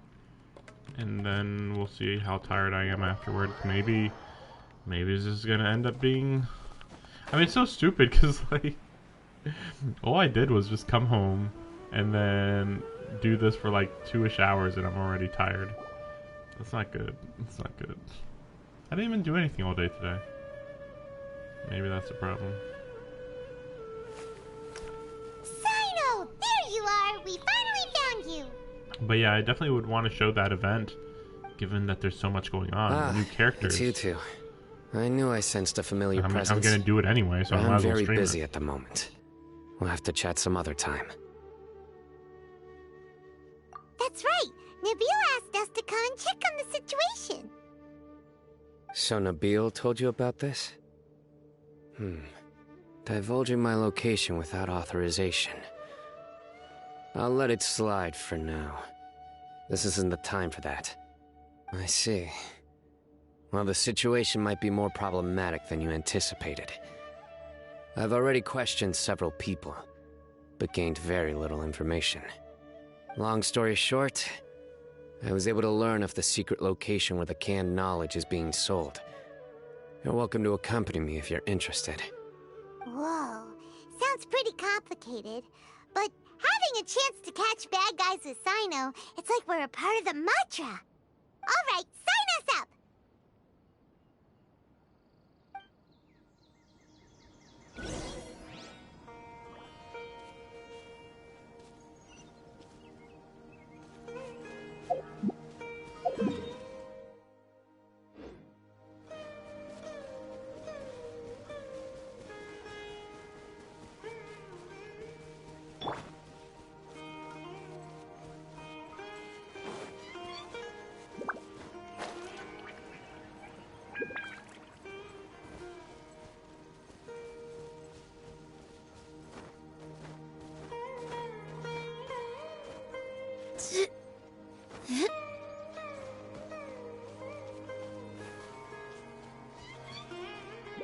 Is this all you got?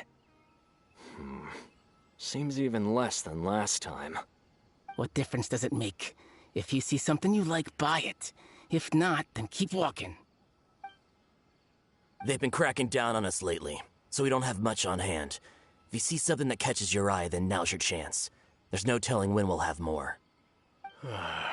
What does the academia think they're doing? Alright, I'll take these here. Let me see what else you have. I don't see any real gems in this batch. It's all pretty ordinary stuff. Whatever, how much do I owe you? 150K. Show us the Mora, and you'll get the goods. Put the Mora down and your hands up. It's Cyno! When's he ever gonna let up? Hey, forget the goods! Let's split! But don't forget the Mora!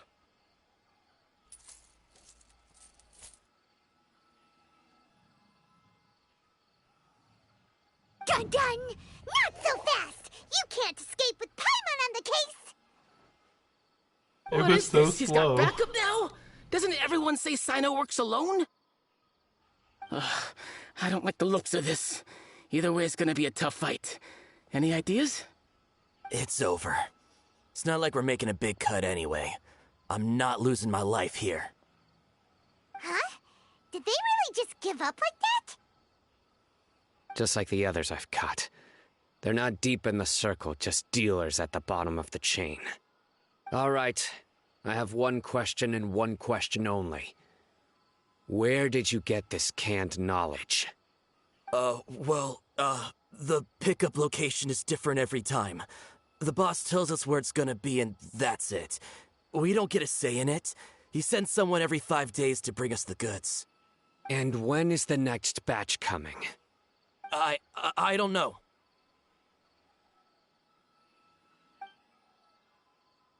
He's telling the truth. Honest. Normally, we should have received a shipment 3 days ago, but we didn't get anything. The stock we have right now is from 8 days ago, which is why there isn't much left.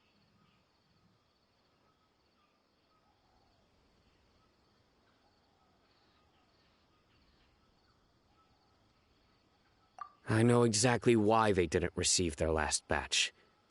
3 days ago is exactly when I started my investigation. I suspect whoever running this whole thing knew that I was coming. So they cut all contact with these dealers. When you were trying to escape, You said something about me working alone. Where did you hear that from? Are you kidding? We've known your name since day one in this business. The boss warned us to watch out and even gave us info about you. But here we are. I guess we never stood a chance. They already knew all about me and were trying to avoid being detected from the very beginning.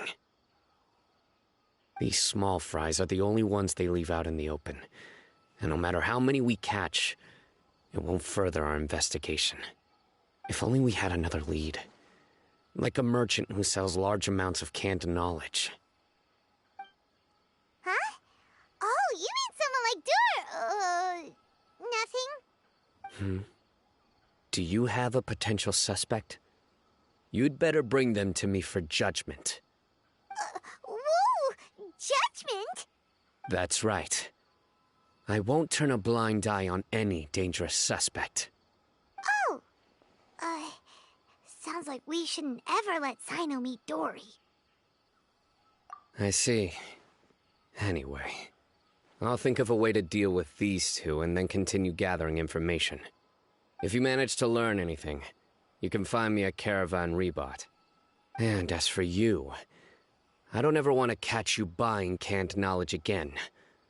If you possess any unused knowledge capsules, then you should submit them to the authorities immediately. Okay, I got it. Just keep your nose out of my business. Hey, what's with the attitude, mister? What, you got a problem with that too? Listen, buying canned knowledge is a deal between two people, the buyer and the seller. We don't need people like you butting in on our business here. Think about it. If the academia is hoarding something as convenient and useful like canned knowledge, then they must have been planning only to use it for themselves. Am I right?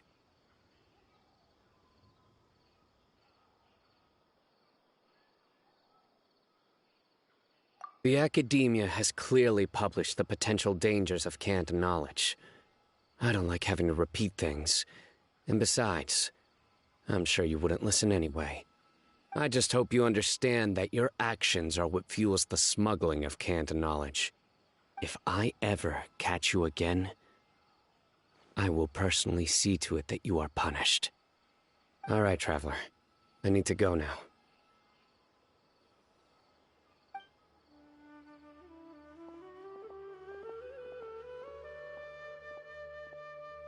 Ha! You think you can scare me? Traveler, why don't we go talk to Dory? She's got loads of connections and might be able to tell us something about all this. If Paimon remembers correctly, she's usually at the Palace of Alcazar's. Let's go!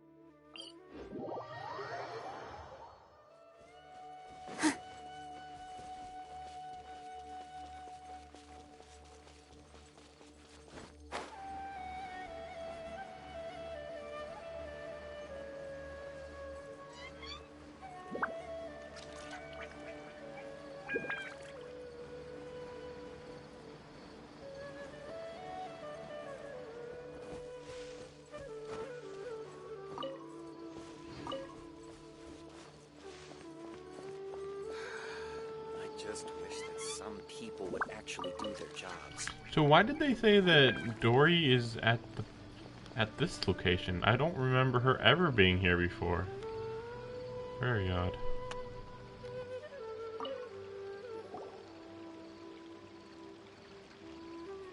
I see.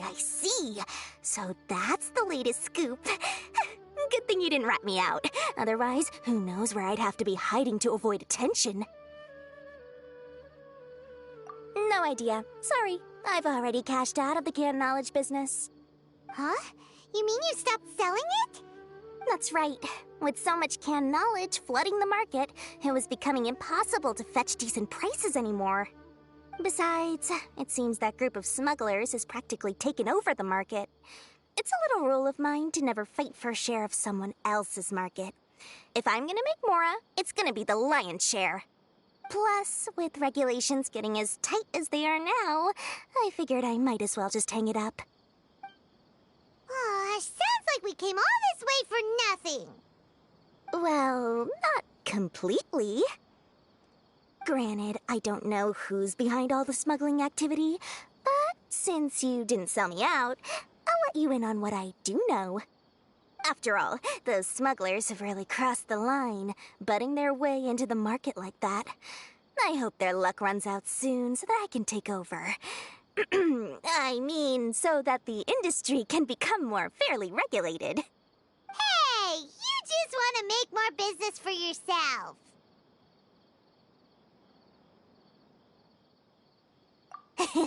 Don't underestimate its value. Think about it. You can gain all sorts of knowledge while bypassing the troublesome process of studying. Naturally, that makes it a product worth a high price. Of course, not everyone needs that kind of knowledge, but in a market as big as Sumeru, there is plenty of demand. Plus, the cost of production is relatively low, so even if dealers have to cover transportation costs, there's still an enormous profit to be made. Then why does the academia prohibit selling canned knowledge? Being able to gain complex knowledge and become a scholar with the snap of your fingers does sound like a dream, doesn't it? But everything in the world comes at a price, right? Gaining knowledge is a complicated process. It requires learning, thinking, and practice. Even when it comes to my own business, I have to go through a lot of preparation before I put anything out for sale. But with canned knowledge, one may simply skip all the hassle and get whatever they need to know immediately. That inherently leads to at least two potential problems. First, you'll accept the knowledge as factual without a second thought, and you'll find it very hard to forget. This means that if the knowledge is flawed, then it'll be very difficult to correct. And second, excess use of knowledge capsules over an extended time diminishes your ability to think.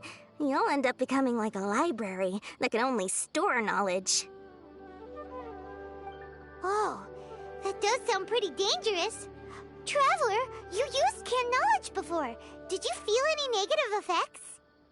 Of course, using it sparingly is not an issue, which is exactly why I used to sell it. It's just like how medicine can be used to cure diseases, but can also do harm when overused. It all comes down to balancing the right amount. Anyway, back to the point. There'll be consequences if the sale of canned knowledge by those smugglers is left unchecked. And what's worse, you're playing right into their hands by focusing only on the canned knowledge that's made its way into the market. As far as I know, their real purpose is to distribute information about the Court of Desolation. That's where the real business opportunity is. The Court of Desolation? What's that? Rumor has it that it's a site of ruins from the age of King Deshret. It's said that with the treasures inside, one can see beyond life and death. But any research of the ruins is strictly banned by the academia. Word on the street is that there'll be an auction taking place in the desert. They're auctioning rare canned knowledge, some of which is related to the Court of Desolation. Once I heard about the auction, I began to suspect that all the canned knowledge popping up on the market is just a diversion. I'd wager that their real target is the Court of Desolation.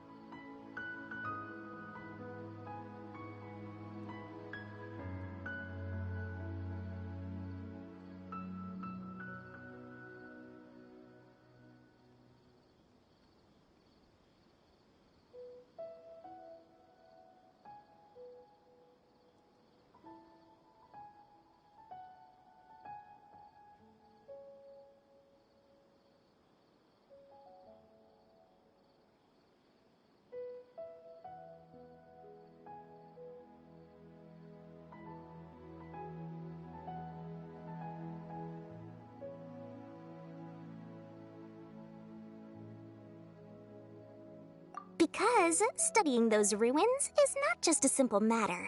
It requires knowledge spanning several fields. So, if they're aiming to quickly assemble a research team, canned knowledge would be the best solution. As for the auction, chances are they're trying to attract and scout out anyone with interest or expertise on the subject. On the other hand, no one can say for sure that they will ever succeed in finding the Court of Desolation. So, they might as well just make a fortune while they're at it by hyping up the related canned knowledge at the auction. Sounds to Paimon like we better head to the desert and see the auction. Who knows, we might find some leads there. That's right. And now that I've shared all that valuable info with you, it's time to introduce our limited edition desert travel kit. It comes complete with a map straight to the auction location. As I said, I also have to make preparations before I sell things, right? Now, let me consider how much I should sell this for. I've got it! 500,000 mora per kit! That's quite the bargain. We'll even offer a 50% discount for little Paimon's travel kit. Only 250,000 mora. What? That's super expensive! No need to worry, little one. Cyno's the one heading this investigation, isn't he? I'll be sure to bill all the expenses to him. All you'll need to do is tell him to go to the Merchants Guild and pay the bill once the mission is completed. Just, be sure to not send him directly here, though, okay? That would leave me completely in the open. I'm sure the General Mahamatra of the Academia would never leave any debt unpaid, and I can only imagine the funds he's allocated for investigations. Oh, maybe I should charge him more. We'd better get going. If Dory keeps at it, we'll be out of mora.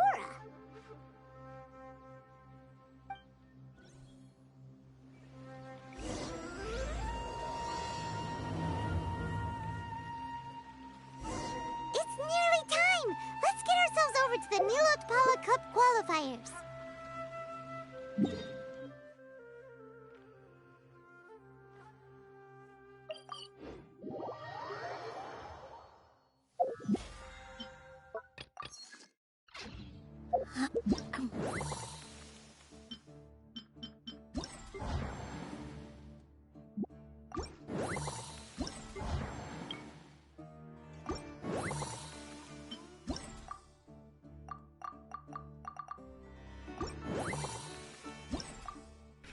Wait a second.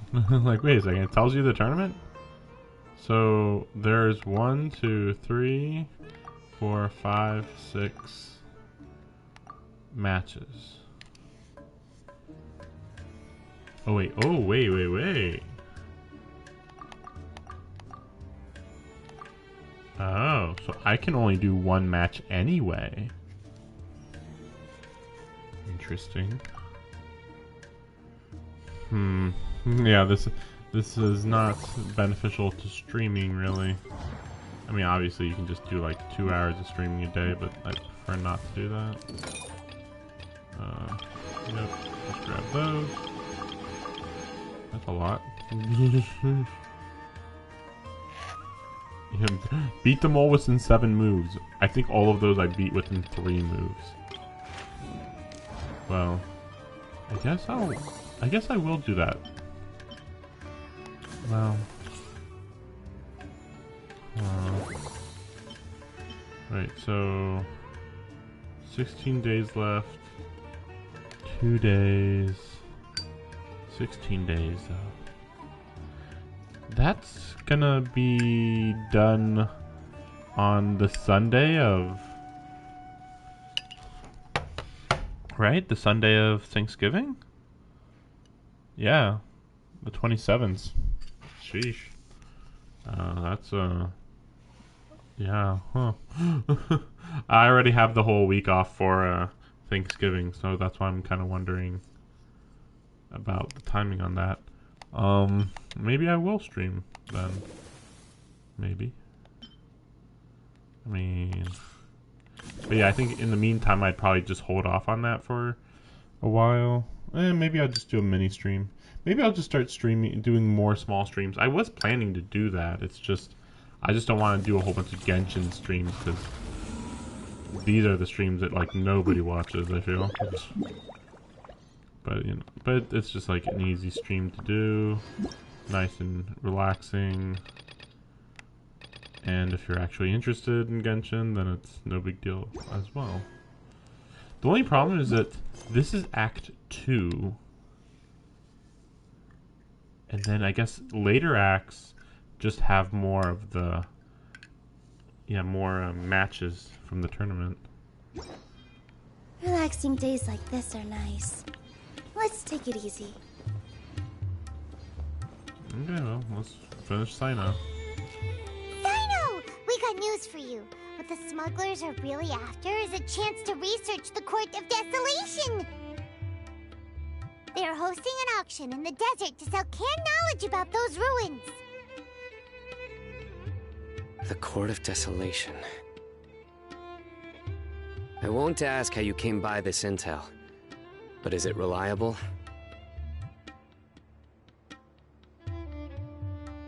We also heard that the Court of Desolation contains treasures from the time of King Deshret. Is that true? Partially. It was a secret place built by a dark sect from the age of King Deshret. The ruins do contain treasures, but the place is also rife with unknown dangers. According to past research, one must forfeit their life as the price of entering. They are not some ordinary ruins, so the academia has strictly prohibited any related research. However, if they are using the canned knowledge as a way to move information and recruit researchers, then I suppose your conclusion does hold some validity. Regardless, we need to go into the desert. Less in recent years, but there are always those who attempt to do so, both inside and outside the academia. After all, legends claim that whoever obtains the treasures inside can see beyond life and death, or even resurrect the dead. Death is often the greatest grievance for many people. Though they're fully aware that the chance of these rumors being true are slim, they hold tight to such fantasies and pursue them regardless. That's why some continue to research it, regardless of it being a restricted subject. On top of that, it's hard to track the source of information contained in canned knowledge. Do you know where the auction is taking place? Good. We'll go investigate. But before that, we'll have to get rid of these people tailing us. Huh? People tailing us? That's right. Let's begin to leave town and see what happens. I'm sure they'll reveal themselves as soon as we make a move. Don't worry. I'll make short work of them. That's Cyno for ya. But we can lend a hand too, you know.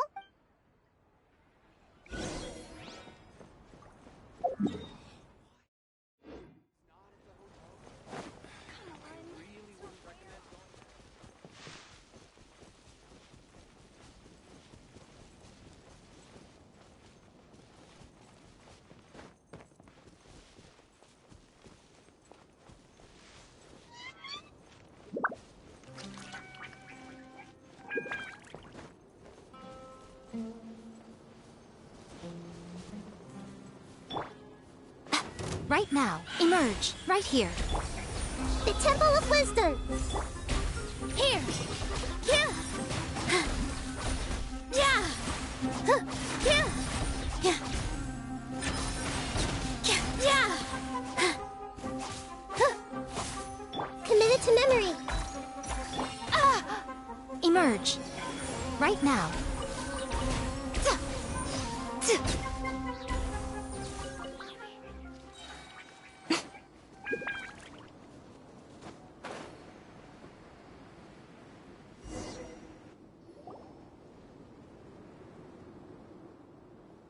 Hold it right there.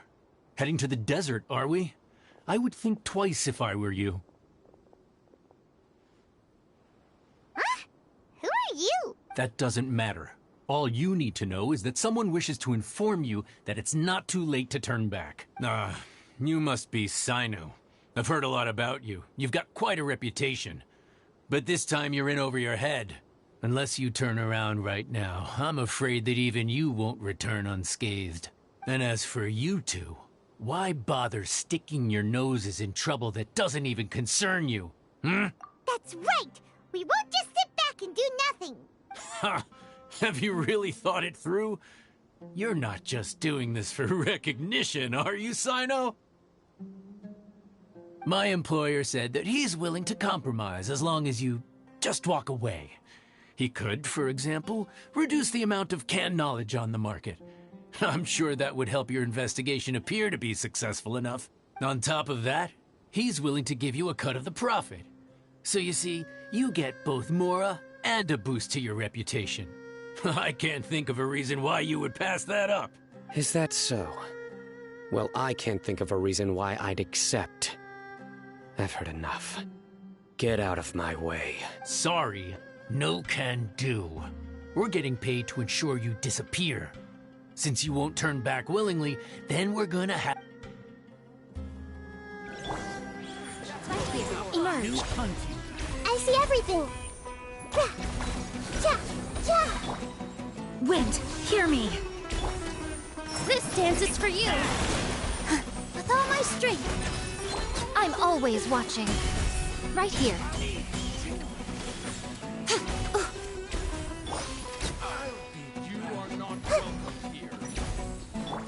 Futile! Sharing my knowledge. This might hurt a little.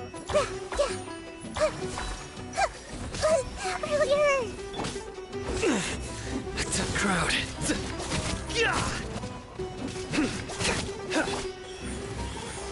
Emerge.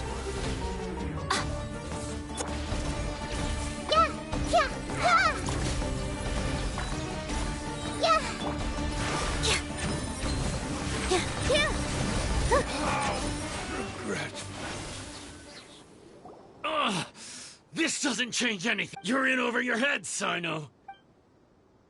Let's get out of here! No need.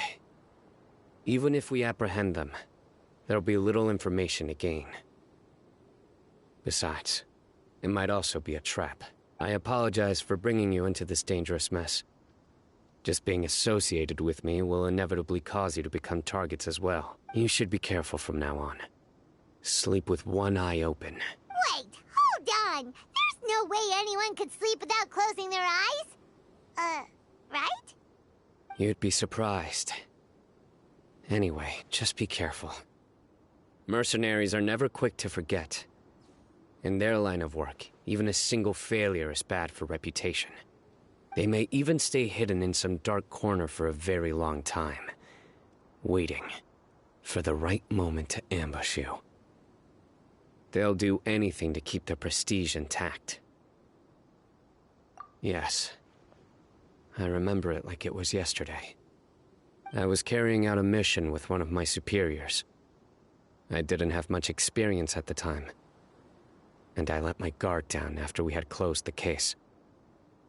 We ended up being attacked by the remainder of the mercenaries. My superior was injured while protecting me, and we struggled to gain control of the situation. I've become more vigilant ever since, staying alert even while I sleep. Whoa! Who could have seen that coming? Was he okay? He survived with a fractured wrist. It took 2 months for him to recover. But luckily, there weren't any further complications.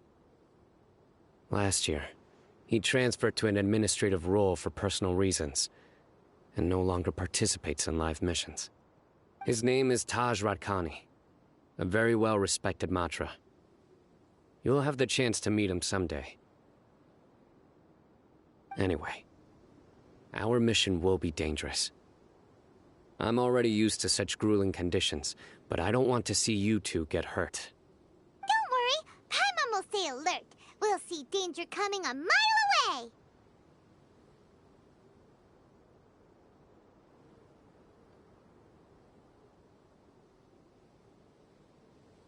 Good. Don't worry. It won't be long till we're at the bottom of this. And once this is all over, I'll sweep away any other hidden dangers.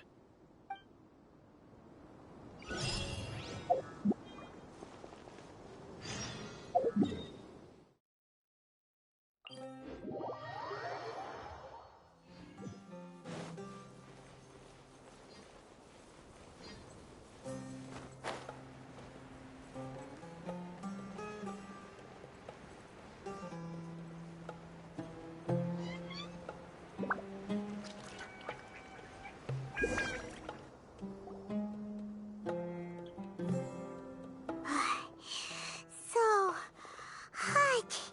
If only there was some shade for us to cool off under. We still have a long way to go, so you'll need to hang in there for a while longer. This is not a good place to rest anyway. Okay. But don't you feel hot too, Cyno? Of course, but I'm accustomed to these conditions. Care to share any tips? Paimon's about to melt away. Just try to stay focused. Use your willpower to support your mind. The moment you start to give in is when you'll feel more tired. Take one step after another.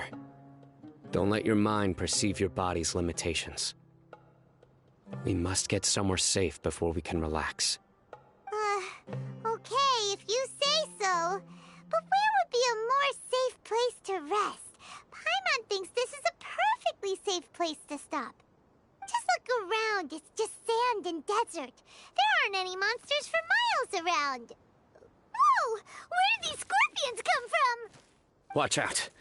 Something's not right about them. Right here. Emerge. Right now. Make yourselves at home.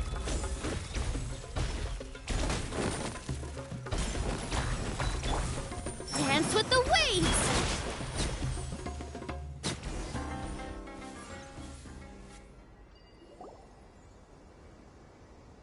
Whew. Well, Paimon really didn't expect to see those here. Those weren't just normal scorpions. See? There are marked numbers on their pincers. They were raised by someone. Someone doesn't want us to show up at the auction. These scorpions were sent to keep us away. We are surrounded by desert as far as the eye can see. If we were killed out here, nobody would ever know. This place is super dangerous. Good thing we didn't let our guard down. Something's not right. There are no roads in the desert, so how could they know where we are? Stay still. Here's the answer. They must have planted this on you. Huh? What is it? A miniature tracking device made by the Ksharawar. They can use this to discern your approximate location. But this device wasn't licensed for mass production.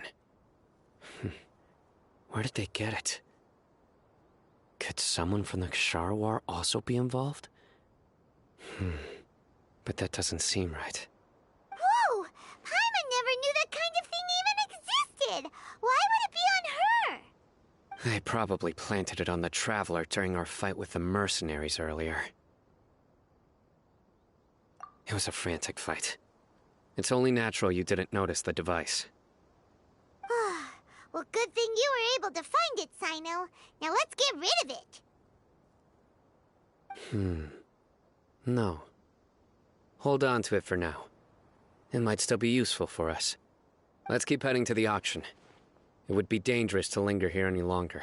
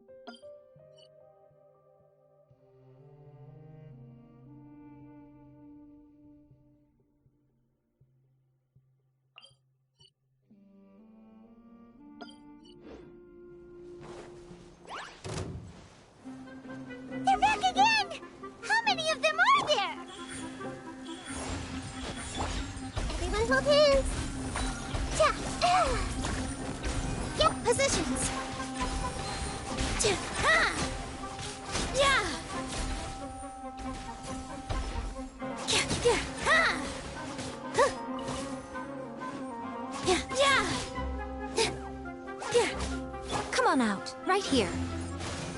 Ha!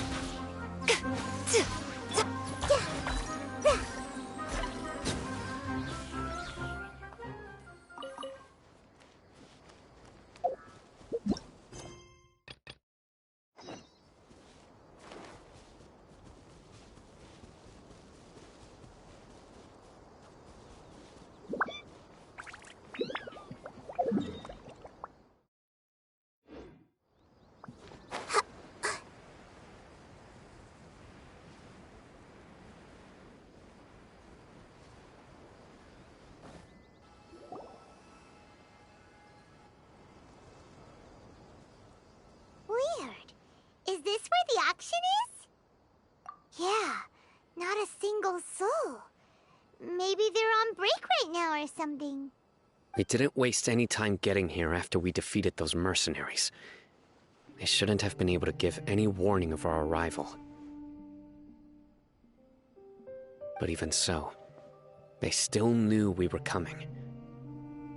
Someone here must have been watching the tracker and warned everyone to clear out. Aw, what should we do now? We searched the area. They couldn't have moved all the knowledge capsules so quickly. There might still be something left for us to find. All right, let's take a good look.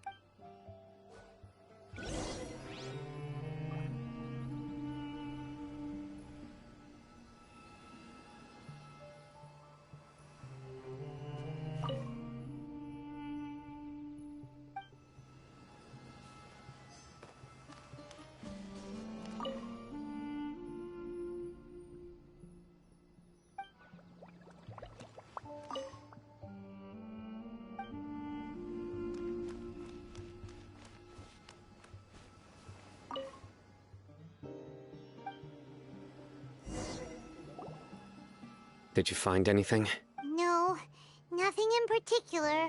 It's possible there weren't many knowledge capsules containing info about the Court of Desolation, so they carried those off. But don't worry. I have another idea. You two start heading back the way we came. I will remain hidden here.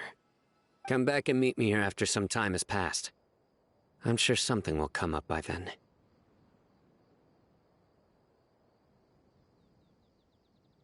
They packed up in a hurry and didn't have time to carry off all their goods. They won't just leave them here. Once they think we've left the premises, they'll be back to pick up their belongings. We just need to make sure the tracker goes far enough from here to make them assume that it's safe to come back. Oh, Paimon get... Okay, we'll start ahead... Yes, and don't worry. If they dare to return, I'll make sure they stay.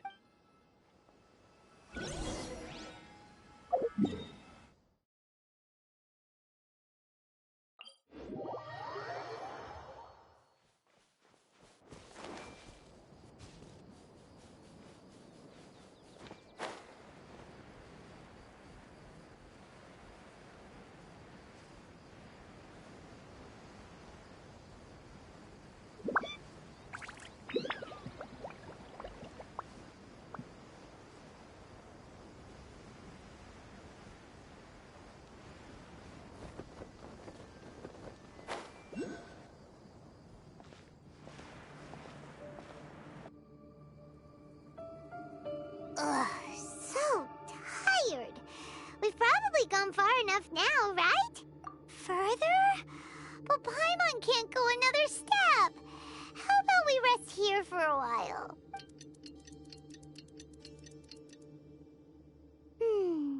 It's probably about time for us to head back to the auction.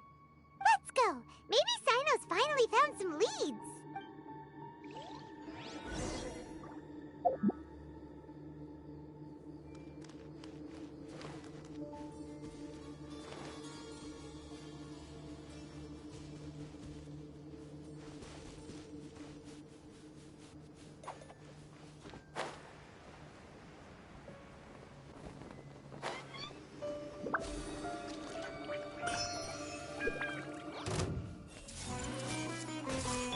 Right now, right here. Oh. Ha. Here. Ha.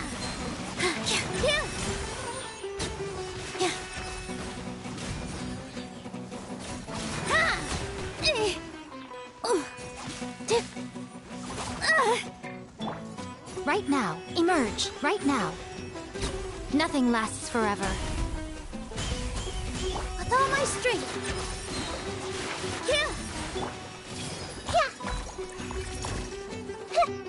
Show them. Emerge, right now.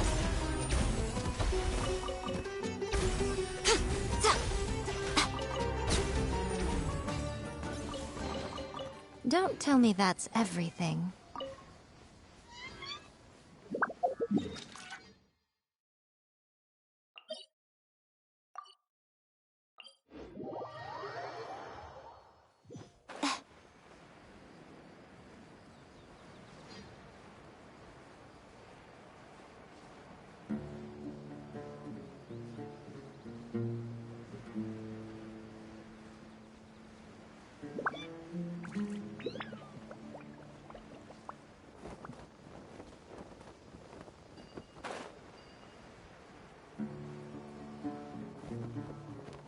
The fun is over. Oh, looks like Cyno caught someone! So you're the bad guy behind all this, aren't ya? Alright, tell Paimon everything you know! I didn't act immediately when he showed up. Rather, I laid low and observed for a while instead. He is not the primary instigator, but he is most likely one of the more important dealers here. Am I right? Yes, impressive. You certainly live up to your reputation, Cyno. If I had any idea you were still around, I wouldn't have gotten so greedy. Huh? Greedy? What do you mean by that? Once everyone knew you were coming, all the canned knowledge dealers abandoned their goods and fled at once. Obviously, there wasn't time to pack up everything. Since all the goods were just left here unsupervised, I thought I'd use the opportunity to come back and take what I could. You know, free merchandise is good business, but I suppose there's no use explaining it now. You must know who's manufacturing and selling the canned knowledge, correct? Will you tell us willingly? Or do I need to make you talk? No, I'll talk. But before that, perhaps we can take the conversation elsewhere? If we stay here, chances are that someone will see me with you. That would put both me and my family in danger. All right. Where do you suggest we go? How about my home in Aru Village? It should be safe there. Fine. Let's head out. You can throw away the tracker now, Traveler. Listen, buddy, you better not try to trick us! Come on now. Do you really think I'd try to pull anything under Cyno's watch? Seriously, what can I even do?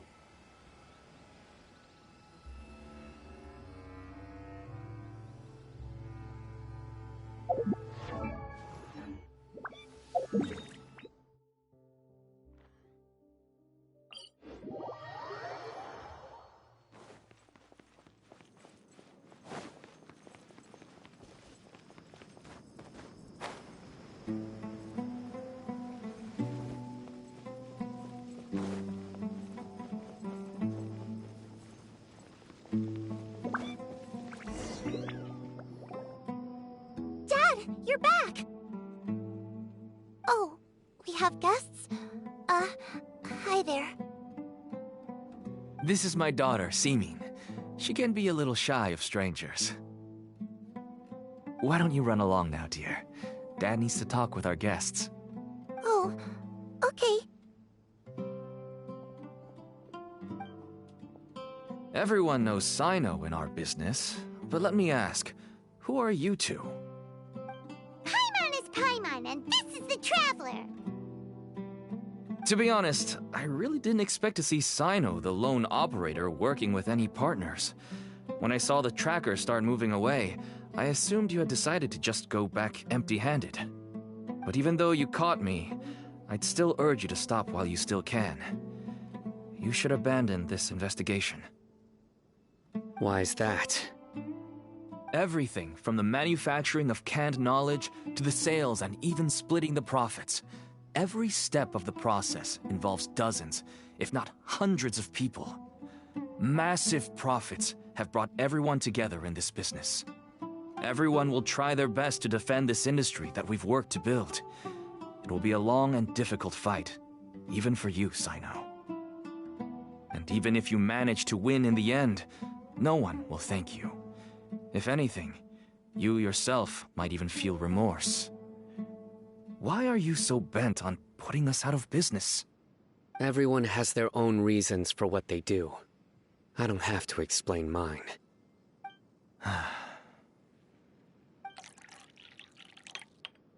Here's some tea, Dad. And for the guests, too. Right. I forgot to offer tea to our guests. Thank you. Don't mention it. And, I should tell you that our tea tastes kind of bitter, but I put some sugar in to make We it already a know little that it's tasty. drugs. Shut the fuck up. We're just gonna skip ahead. I'm tired of this bullshit. If not, I'll buy some. Shut the fuck up. Oh my god. I can't believe the tea was poisoned. Go have a rest now. Who could have seen this coming? Oh my god. Didn't you say that it... My daughter was born. Oh, That's my why daughter. She never... As for me, Pity me. till one day, people who do illegal That's stuff right. do it for good There are many reasons, others guys. like- I No, wanted to trust tell me you all though. this so that I'm maybe telling you the could truth. understand and change your Totally not mind. in it for like Please. excessive greed or anything. That means that if we prevent the sale of canned knowledge... His daughter I will must die. get- I can Oh, find I someone to can't help treat your believe it. child. But I cannot turn a blind eye to the smuggling. You'll find some goods I received just... Whoa. Yes. All neatly packed away and organized in boxes. To think that this is only one dealer's worth. Small producers couldn't possibly support such a large quantity of goods. You already said. Could the academia have a hand in this? You already said that he made. But such a him volume of and goods hundreds wouldn't of be able people to were slip making through them. inspection. Huh? Look! These seem different from the other knowledge capsules we've seen. Maybe they contain knowledge about the Court of Desolation. Yes, that would make sense. Wait, what's this?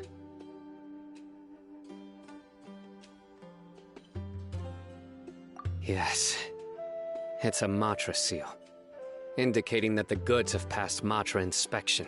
I started to suspect that someone in the academia might be involved when I found the tracker earlier.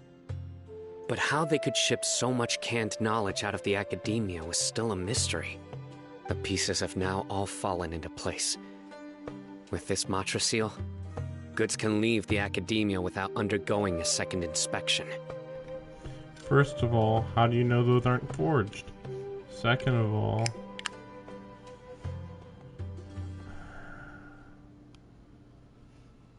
I mean, I don't know, whatever. I don't know. Why would, oh yeah, that's right. Why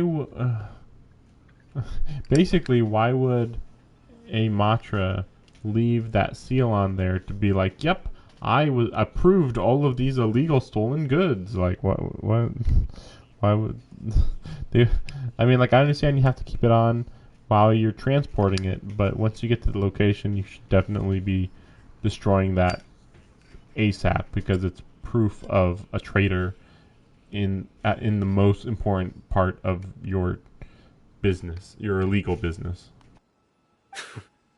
No wonder they don't want me to investigate. It turns out that a Matra is behind this. Even I find it hard to believe. Could I ask you for a favor, Traveler?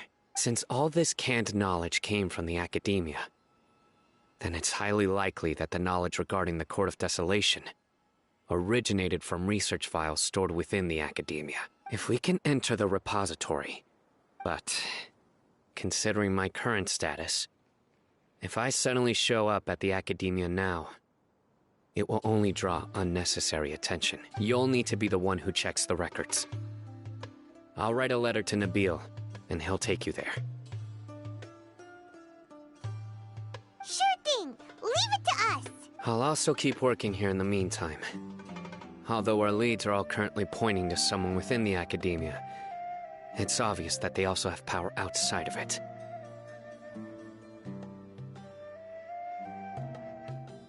We can get more information on other dealers from Bahari. I'll stay here and make some preparations. You can come find me anytime if you uncover more info.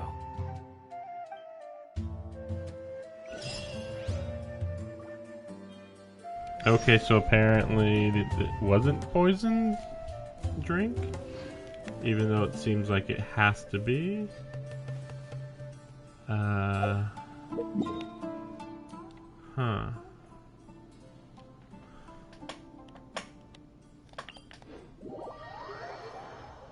Okay.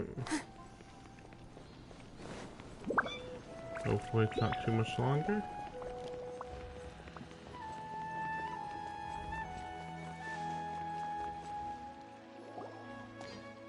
Hello, we meet again. Have you managed to find Cyno? I read the letter, and must admit that I hadn't expected things to be so serious. Sorry.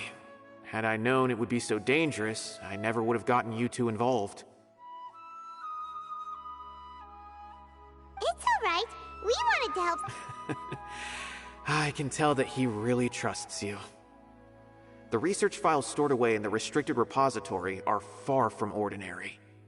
Everything there is essentially about dangerous research that's forbidden by the academia.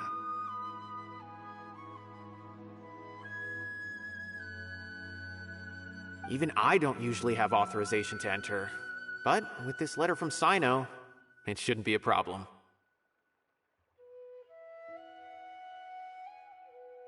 That's right. Granted, the academia is very supportive when it comes to research. They encourage scholars to conduct all kinds of studies. However, some forms of research have proven to be so dangerous that the Matra have to step in and put a stop to them. Normally, after some particular research becomes prohibited, the majority of the related files will be destroyed. But some information may be retained as a record to warn later researchers. Such information is kept in the restricted repository, which is heavily guarded. Follow me, I'll show you. Hopefully, we'll find the answers that Cyno is looking for. The restricted repository. Sounds kinda dangerous. We'd better keep an eye out.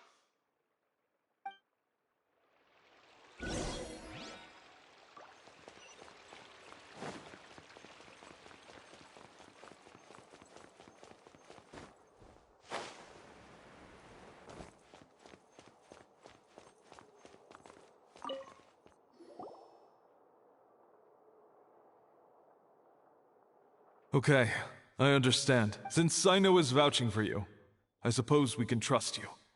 You may browse the information regarding the Court of Desolation. Ask me if you have any questions. But I'd suggest avoiding any other research files. Sometimes the less you know, the better.